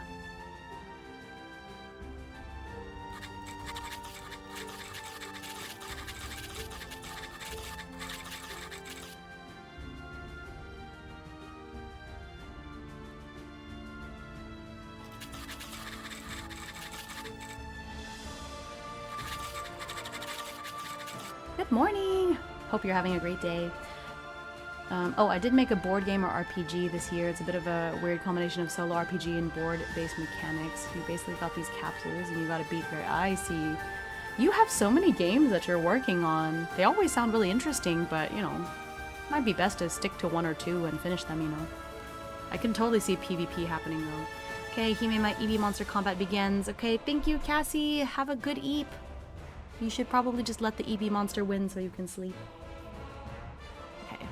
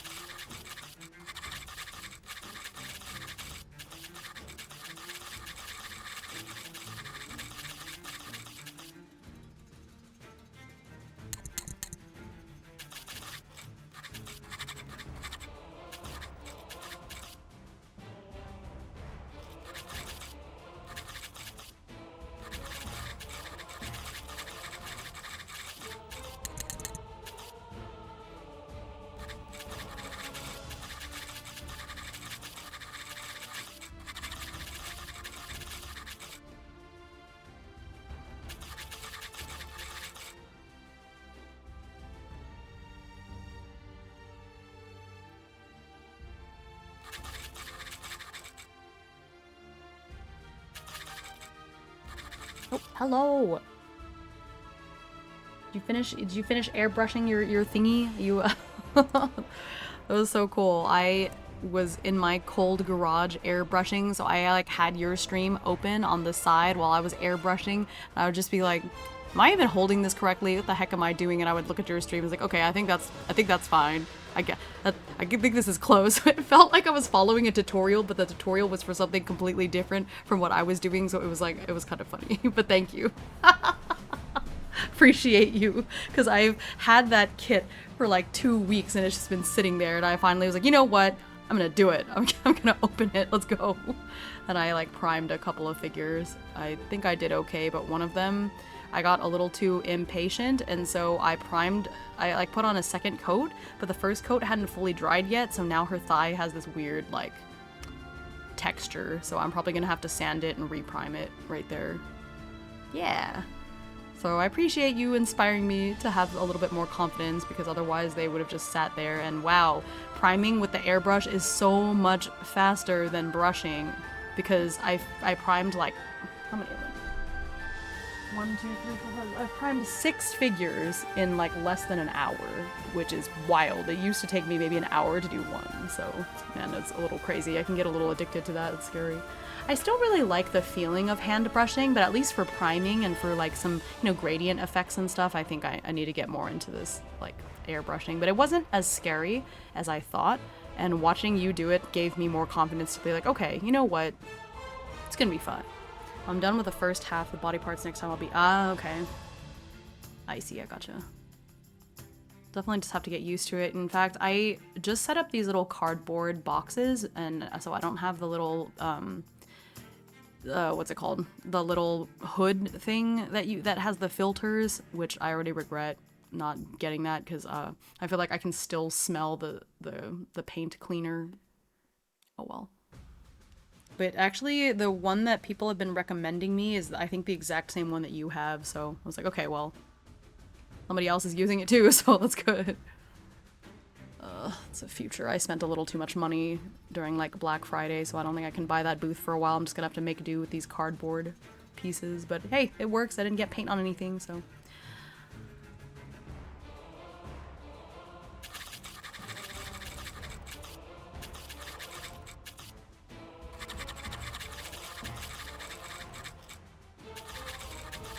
I do want to get the waterfall booth. What is the waterfall booth? What's that? I'm Googling it. Ooh. Is that not the one that you have?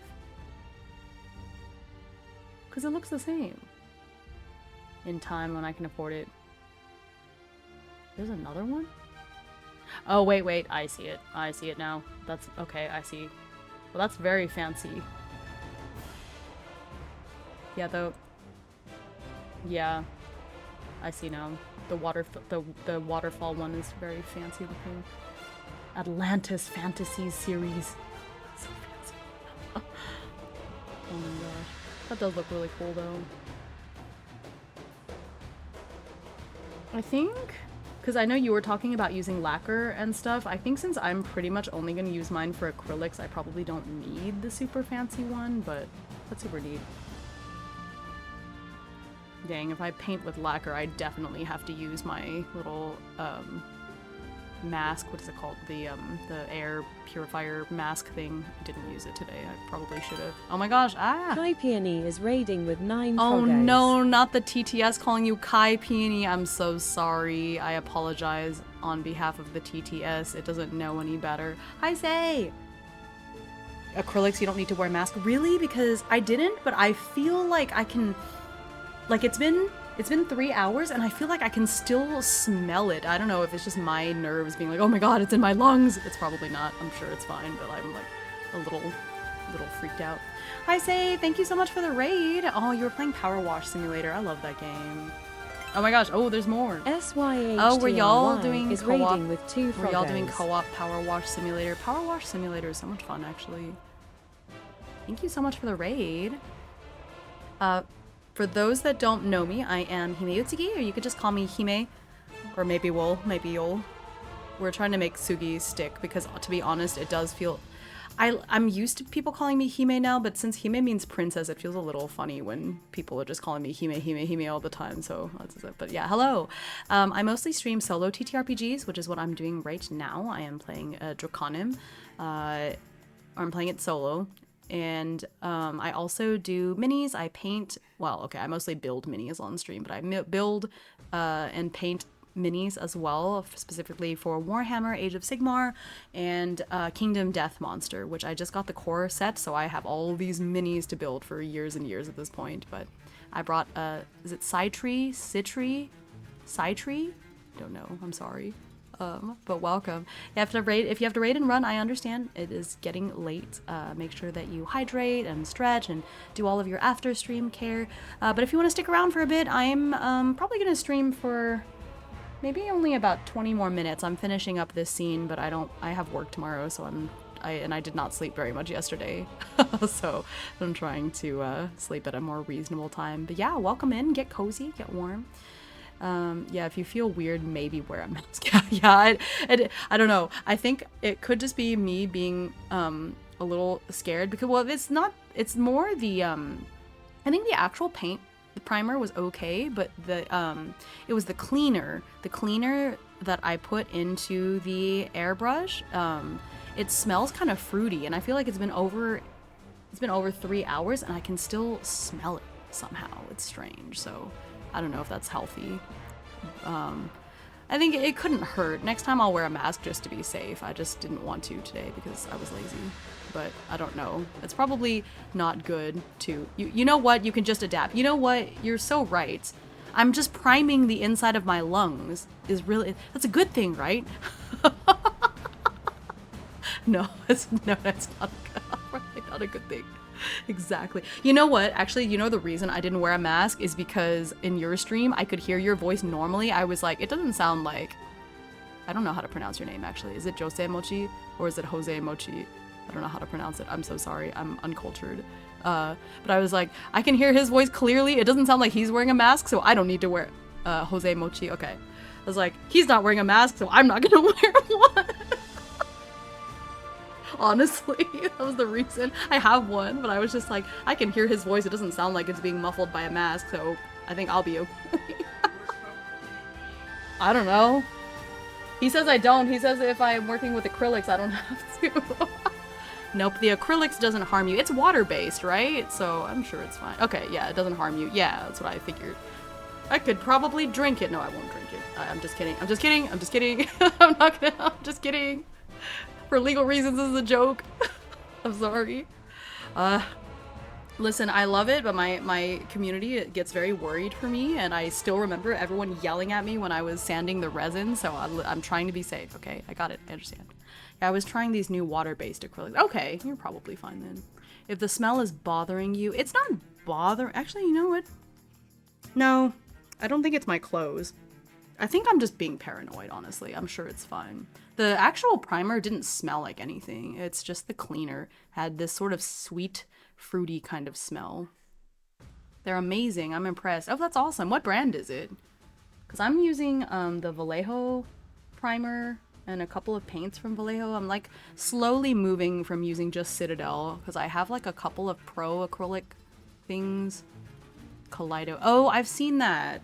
I feel like it was just last week somebody was talking to me about that brand. Okay, I'll have to make a look, have a look-see. But yeah, I mostly have Citadel paints right now, but obviously those are not like airbrushable, so I don't know. I still think that I'm going to hand brush more often, but at the very least for priming and for, you know, some nice gradients, and especially on some of these feathers. Like when I get to the Phoenix, I really want to get good at using the airbrush because I really want to do like a cool gradient kind of effect on the Phoenix. So you're right, but I can't help but pile up projects. Yeah, that's fair. I mean, when you have creative energy, it's got to go somewhere. You basically bring 10 resource tokens up to 6 creatures. Okay, so yeah, it is Pokemon-like, because you can have 6 Pokemon in your party, right? Got a capsule to slam into the okay, it's Pokemon meets Pog. I love it. The Pog Pokemon. Who here played Pogs when you were a kid? I did. It was cool. We need to bring that back. I change my clothes anytime after I use cleaners. I have allergies. Oh, okay. I think I'm okay. I don't feel allergic or anything. I use Mecha Colors by them and the metallic. Ah, okay. I have a couple of metallics from this one brand. Oh, I cannot remember the name. It's all the way back there. But then apparently they're a Texas-based brand, so I think they're a little hard to get. I cannot remember the name. Is it like Geek Dork? Geek something? I can't remember. But there are these really cool metallics. I don't have as many metallics right now because the main thing I was painting before now were my army in Warhammer is the Ghost Army, so I had no reason for metallics. So I just had like bronze, a little bit of metallics for their weapons, but everything else is like I have a lot of blues and purples, and so I'm slowly trying to branch out because all of my Kingdom Death figures are like a very different color palette. So I'm slowly starting to branch out because before I didn't need to. All of my ghosts had the same color scheme, so I had a whole bunch of blues, a whole bunch of greens, you know. And so I'm starting to branch out because I need a lot more colors for the KDM. And also, there's a lot more skin tones. So this is my, you know, branching into KDM is also my first time painting skin tones, like human flesh tones, and so that's been really interesting. The first one that I painted, he only had a little bit of skin on his face, but like some of the ones I'm painting now, they show a lot of skin, so I have to work to make sure it looks good. I have loved Warhammer lore. I used to have the minis a long time ago. Yeah, the lore is so good. Just don't want to sink my money in the hobby anymore. That is very fair. I don't know that I will buy more Warhammer stuff. I just really like playing against, like, I have a whole group of friends where we play AOS together, so I might still continue painting the army I have now, but I'm so into KDM, I don't know that I will continue buying Warhammer stuff. I'm content to just build the army that I have now. But you know. Hime, you're a bad influence because now I'm like putting a small list of KDM figures to consider trying to paint. Oh my gosh! Join me! Join me! If you're just buying some of the figures, it's not too bad, honestly. You know, the figures by themselves are not expensive. It's the gameplay, because all the beautiful cards and all that stuff. So like the core game. If you're just buying a couple of figures, like, yeah, do it. Please join me in like figure painting land. It's so much fun. I love watching peeps painting the minis. It's amazing. Yeah. No, I love, I've discovered so many more minifig games and types, like especially the community here on Twitch is so nice. Like I get the most raiders when I'm painting minis and raiders from that same category, and it's so sweet, and they tell me about all these different, like, oh my gosh, have you heard of this? Have you heard of that?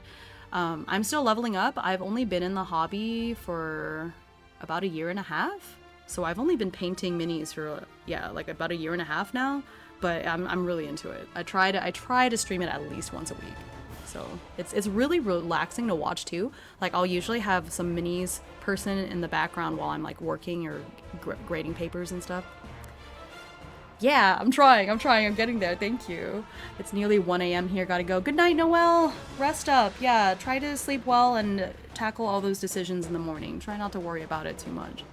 Yeah, I'm trying. I'm trying to get better. I think it's nice because I spent so many years painting my nails, and my nails are really small. Like, I measured them one time to buy press-ons, and it turns out in standard terms, I have extra small fingernails. And so I actually think that skill has carried over into painting minis because it's a lot of the same movements that I use for painting my nails. And so I feel like that helped because I have a sense for it. It's kind of similar, just funny.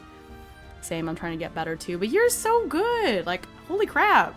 I don't know if you need to get better. Well, I guess technically everyone needs to get better, but you know, it's really inspiring watching your streams. I learned a lot, but appreciate you. I'm trying to do better about like not lurking all the time and making sure I check in, but it was really fun watching your stream earlier today. Okay. Nope, it's only my 3rd time airbrushing. What? Really? You looked so pro. What? I was even like copying the way you were holding it and everything. What? Okay, well, you make it look easy, so appreciate you, because that's what finally, I was dragging my feet on it, and after weeks, it was only watching your stream today, I literally was like, okay, you know what, I'm gonna do it.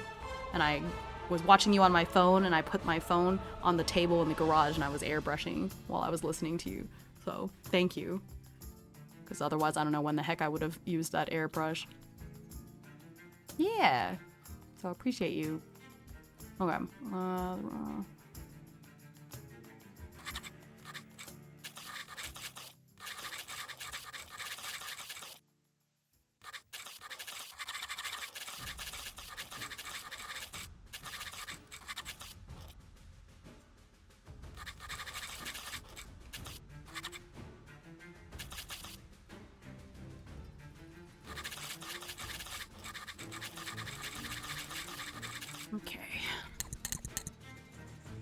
Yeah, I think I'm gonna do another.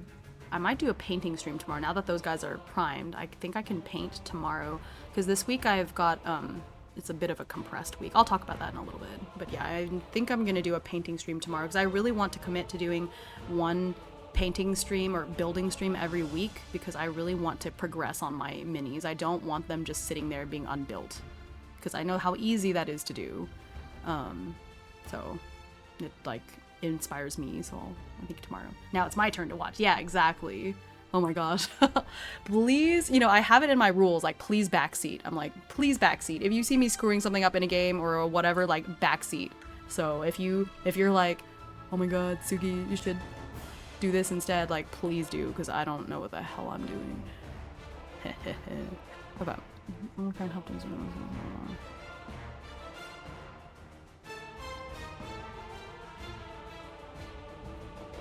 Music is very...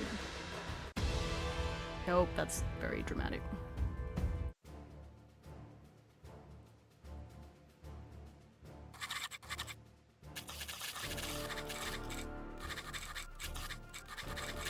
You're gonna do just fine. I appreciate the vote of confidence. I'm gonna do my best.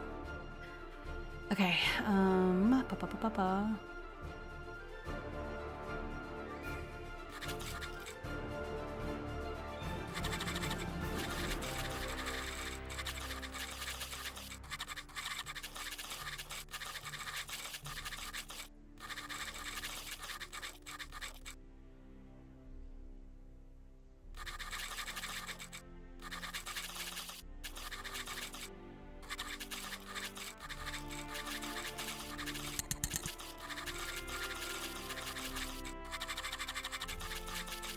yeah, oh my gosh. Yeah, come join the Discord. It's a fun time. I do a lot of like chill streams where if I'm painting or working on minis, I just like let other friends come in and chat and we're just like all talking at once. That's what yesterday, it was me and my friend Hero and Winter and we were all building stuff and just yapping the whole time. It was a lot of fun. It's really motivating having other people to chat with while you're painting, because otherwise it's just like you quietly with your thoughts. It was a good time.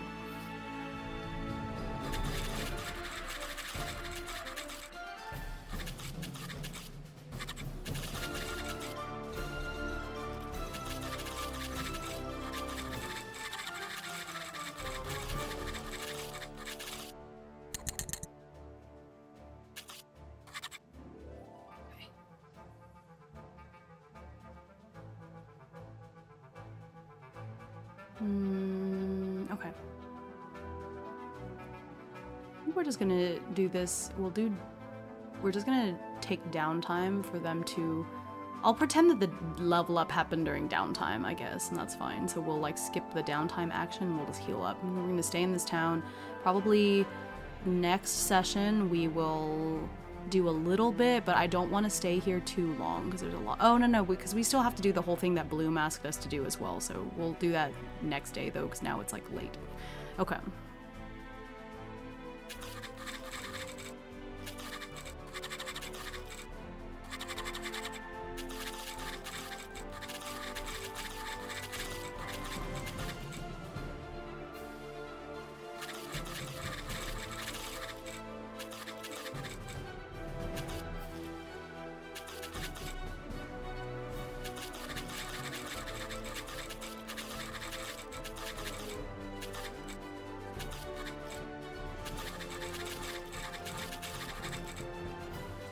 Somebody on the road, it's wonderful to be able to sleep.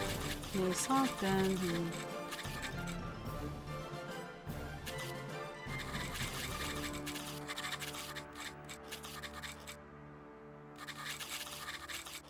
Okay.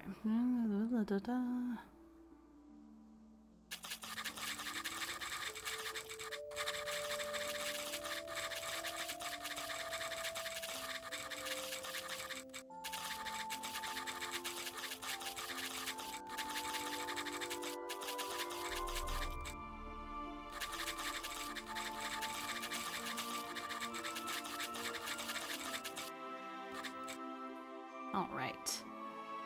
Yeah. Okay, so think that's going to be the end of that day, and I didn't read any of it, so let me go back and read it, because a lot of stuff happened. Shoot. I didn't read any of this. My bad. I didn't read it. Oh my gosh, I didn't read any of this whole part. Yeah, I read the part with the owls. Shoot. Okay, so we've got 2 full days of narration. All right, so it's story time. Story time. You guys ready for story time? Okay. The morning passes by without incident, despite the terrible windstorm. Across the plain, it's easy for Axel to scout out any potential enemies so they don't run into any. However, the wind makes travel slow. They don't make as much time as Axel would like. And then we come across some bandits who are arguing over a cursed object, so we ought to leave it. We've already lost 2 guys because of this thing. We lost 2 guys stealing it in the first place. Will you only be satisfied when we're all dead? A cacophony of voices echoes across the plain, louder even than the fierce winds. Tink and Axel exchange glances before silently agreeing to be more sneaky. With the howling winds and the bandits' incessant arguing, they don't notice Axel, Tink, and Opal approaching. Even little Opal, noticing her caretakers crouching low to the ground, bends down, lowering her own center of gravity and following after them with a serious expression. It's obvious enough which bandit is the leader, as they're centered in the group and everyone is desperately arguing with them. But they're not standing in a place where Axel can easily get to them. As he tries to maneuver closer, the bandits spot them. "Hey, who are you?"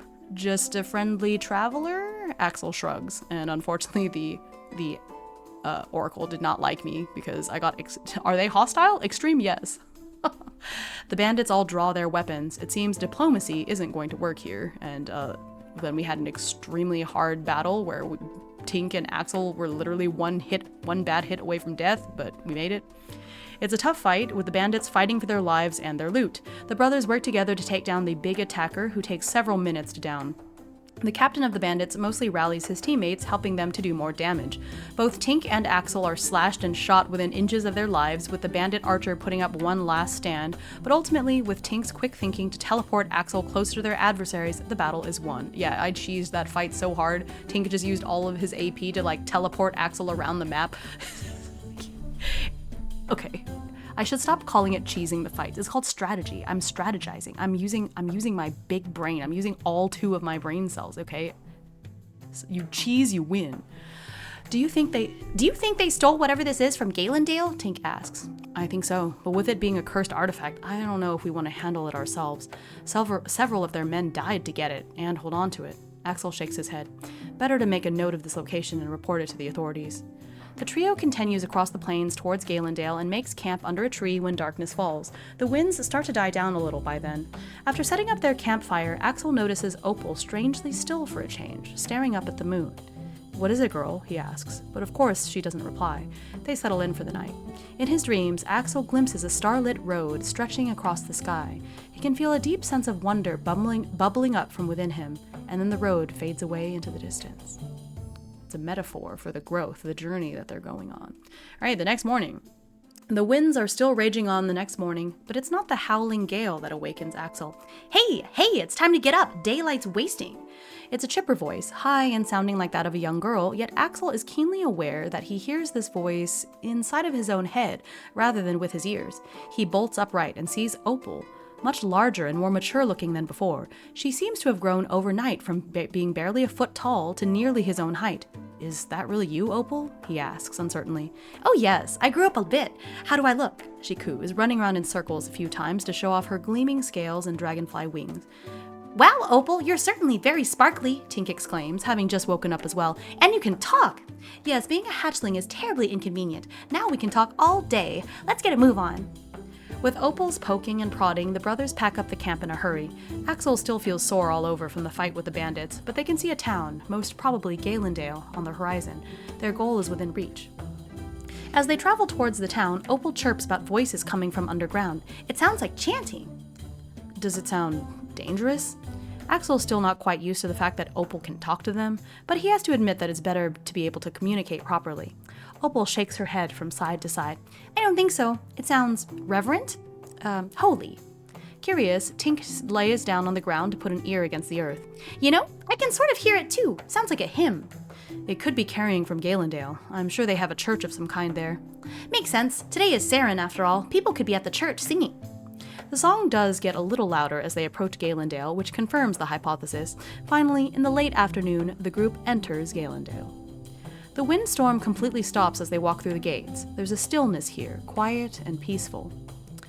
In fact, there's no guards stationed at the entrance, a fact that makes Axel frown. Sure, this place seems peaceful enough, but to have no one at the front gates at all, that's a definite security risk. Axel stops someone walking by to point him in the direction of the mayor or elder of the hamlet. Oh, we don't really have a mayor. You could talk to the memory keeper. They're like an elder, I suppose. The citizen points towards the only stone building in town, which they refer to as Elderstone Hearth. Axel and Tink go to the door and knock. They are allowed in soon enough. There is a young woman seated at a floor cushion, looking up at them in curiosity. Welcome. Travelers, are you? From Galrend? How do you know that? Axel asks, confused and a little alarmed. The memory keeper doesn't answer, only gesturing for them to sit. They do so, and she pauses for a long time before replying. I know many things. I know of everything that has happened here and what is happening now. Well, I was tasked by the Stormbreakers to check in on us. Yes, I'm aware. We are fine. In fact, this place requires no guards. There is nothing of value to steal. All we have here are our memories, and we're so remote and out of the way. Galendale is perfectly safe. We have no need of guarding.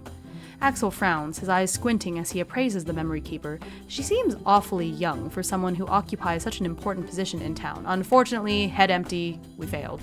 He tries to glean her intentions, her morality, but her face is so perfectly blank and serene. It's as if her whole purpose is to be here, answering questions. We're perfectly at peace here, but the root well always needs tending to, and there's that herbalist that's been holed up inside the old shed. You'll need to tend to your wounds, but try not to linger here. Galendale has its own ways and traditions.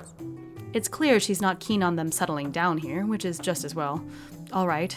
Also, Axel explains about the bandits and the cursed object. Ah, so they did not make it far, I see. I will send one of my attendants to fetch the item safely. It is a good thing that you did not touch it. The artifact is an important part of Galendale's history, but certainly shouldn't be handled improperly. What is it? Tink asks. The bandit said people died over it. The memory keeper pauses for a long time before finally saying, It absorbs lies. The root well here reacts to the truth, but the water gets contaminated by lies and immorality. That artifact helped to absorb some of that. Luckily, it has not been missing for long. I appreciate you telling me of it. Though she doesn't explicitly say so, the memory keeper seems very keen on sending them on their way, so the trio leaves shortly after. I don't know if I like her. She has an unnatural scent, Opal whispers. Be careful. She doesn't seem to like us very much. Axel nods, taking the dragon's words to heart as he navigates them towards an inn. After spending so many days on the road, it's wonderful to be able to sleep in a soft bed and eat food that isn't dried and desiccated. After spending some time tending to their wounds and planning out their next day, the three of them tuck in for an early night's sleep, with Opal shoving Axel over to take up a good portion of the bed. The end. Or the end of this session. Alright, so I'm going to take care of their downtime stuff here. So the deadly wounds step down to become heavy. The light wounds go away, and then these deadly wounds step down again. So we've got some heavy wounds, probably still want to rest here for a little while, but at least we don't have any more deadly wounds, because the thing is that you have to be in like a area of pure safety to heal the deadly wounds, so we really couldn't until now, and it's tough because if we had those deadly wounds still and then we got attacked, it would have been really, really tough. I need to see about buying Tink some more defensive armor, because having only 3 defense slots really sucks, because he can only negate like a 1 hit, and that is terrible. So this is amazing. Thank you. Yeah, I really love this game system. It's awesome. If you're into TTRPG at all, I have the link in the pinned. I'm playing it solo, but you can play this as a thank you for the hydrate. Thank you.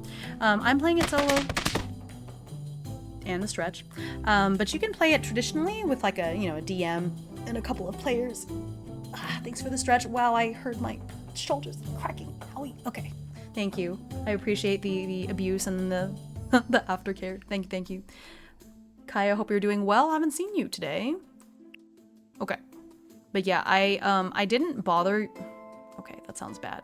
I didn't get Tink particularly good armor because originally the whole thing was he's going to stay in the back. He's the little brother. We didn't want him getting into danger, but well, that's not the case anymore. So I think he needs better gear. And honestly, I need to see if I can navigate some time. I need to see if Tink, when he can learn more spells, I might have to wait until we hit level 3, because right now he has no offensive magic, which is not good because his dagger is, you know, so I might need to see if there's some way we can like meditate or something, because I feel like I remember in the demo, because I had a spellcaster in the demo, I feel like there's some way to swap your spells out on like a meditation or something, so I might see if he can do that before we leave here, because his spells are literally like, he can buff Axel so that Axel gets an extra attack die, he can teleport, what's the other one?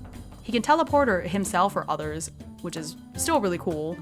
Oh, he can also obscure, weave an invisible shroud. Oh, I forgot he could do that to himself, or he could also do that to Axel. That's nice. He can make us invisible. I forgot that he had that. That's neat. Okay, but yeah, he literally does not have any offensive magic spells, so I'm gonna have to... I remember the demo having some mechanic for that, so I'll have to see if I can swap out one. Maybe obscure, just because I think in general it's better to blink, because a lot of the enemies we fight have multiple actions, and if they have to move because I teleported them across the map, it's very helpful. So I slept most of the day and then worked a little on stuff. Oh, okay, nice.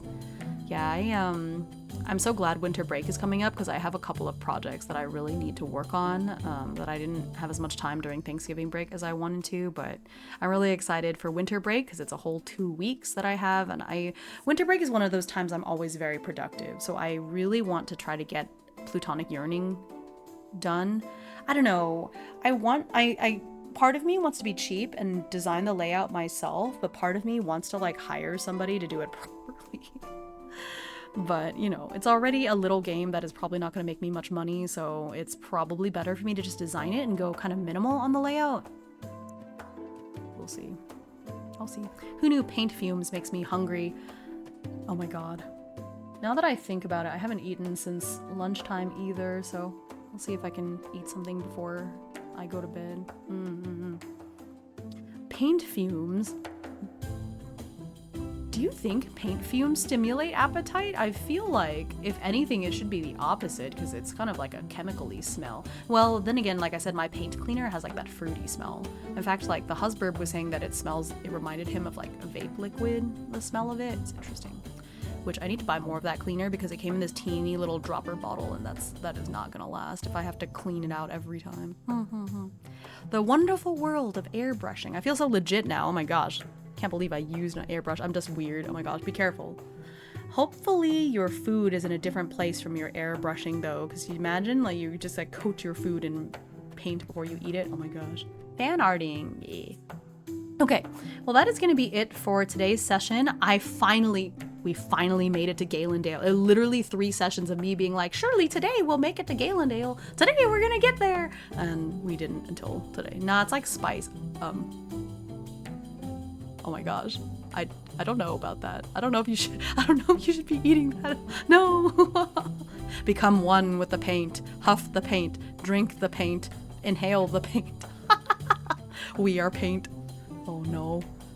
Is that how you get good? You get osmosis. You just osmosis all of the acrylic paint until like you don't know who's the painter and who's the paint. Oh my god, it's terrifying. Okay, but thank you so much for hanging out. That was a lot of fun. I'm building that immunity. Yeah, that's how it works, right? The more of it more paint you huff, eventually you won't have to wear a mask at all. For Plutonic Yearning, you could have the headers be rock. You know what? I like that. I still have to design the character sheet too. But I did have somebody properly playtest it recently, so I have to do some edits and stuff. How do I paint good without tasting it? You know what? It's true, because you know in geology, because I was briefly a geology major, you know, one of the tests, you literally lick the rock. If you can lick a rock to identify it, why not lick the paint? You know, what if you forget what shade it is? You know, I can lick the paint and then I'll know if it's if it's red or blue. Does red blue taste different from blue? Sorry, does red paint taste different from blue paint? Oh my god. No. That's scary. You lick the rock to see if it's a bone or salt. Num num num num num num. Yeah, exactly. Oh my god. This is a dangerous line of thinking. Okay, I'm, once again, thank you so much for hanging out with me today. I hope you enjoyed the story. I'm glad we finally got to Galendale.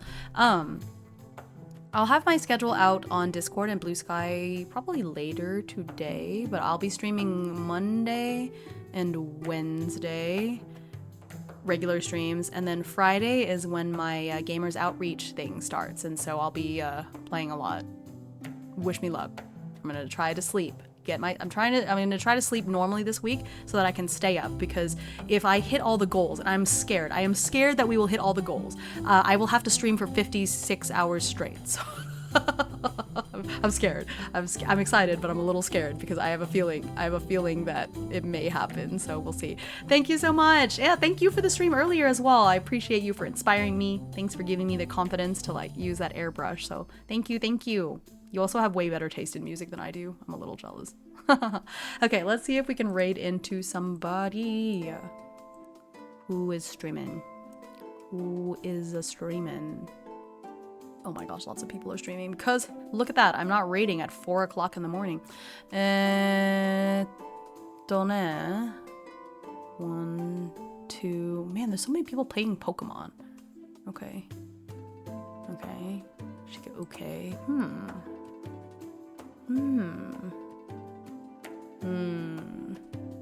Okay. Maybe here? Maybe not. Maybe here? Oh, this looks really nice and cozy. Oh my gosh. Look at all of those. Okay. I love the, I like your music too. I like the D&D immersion. Thank you. Yeah, I'm playing the official soundtrack for that they had commissioned for this game, so it's official. I'm playing Drakonym music while playing Drakonym. It's perfect. Okay. Dang, everybody's collabing. I always feel bad about raiding into collabs. I shouldn't. Clearly, since I had 8 people raid into me yesterday while I was collabing. I don't know. It's so hard when so many people are... Okay. Okay, we'll do this. This looks nice and cozy. Habanero is playing Story of Seasons. We're gonna do it. All right, Story of Seasons. Just do it. I'm just doing it. We're going. Thank you again so much for hanging out with me. If you haven't checked in, don't forget to check in so you can get your number. Your number goes brr before you gotta leave. Let me make the raid message. Oh shoot, I got cut off. Where's the thingy? Where's the... There it is. Burb raid. You know what? I should have a little command to do to like copy paste the raid message. Then I don't have to like make it myself every time. That would be smart, wouldn't it? That would be smart. I'm not a smart burb. But yeah, feel free to replace those emojis with whatever. Like if you're one of those cool beans that has donated enough bits, you could do this. You just have to donate enough bits to hit this tier, and then you could have the sunglasses emoji. You could have a cool burb raid. I don't know. The world is your oyster. Okay, hopefully I see y'all tomorrow. I'm going to be streaming again tomorrow evening, kind of around this time as well. I'm going to be painting. I'm going to be painting some KDM. Not building for a change. I'll be painting. So I'll see y'all later. Thank you so much. Bye-bye.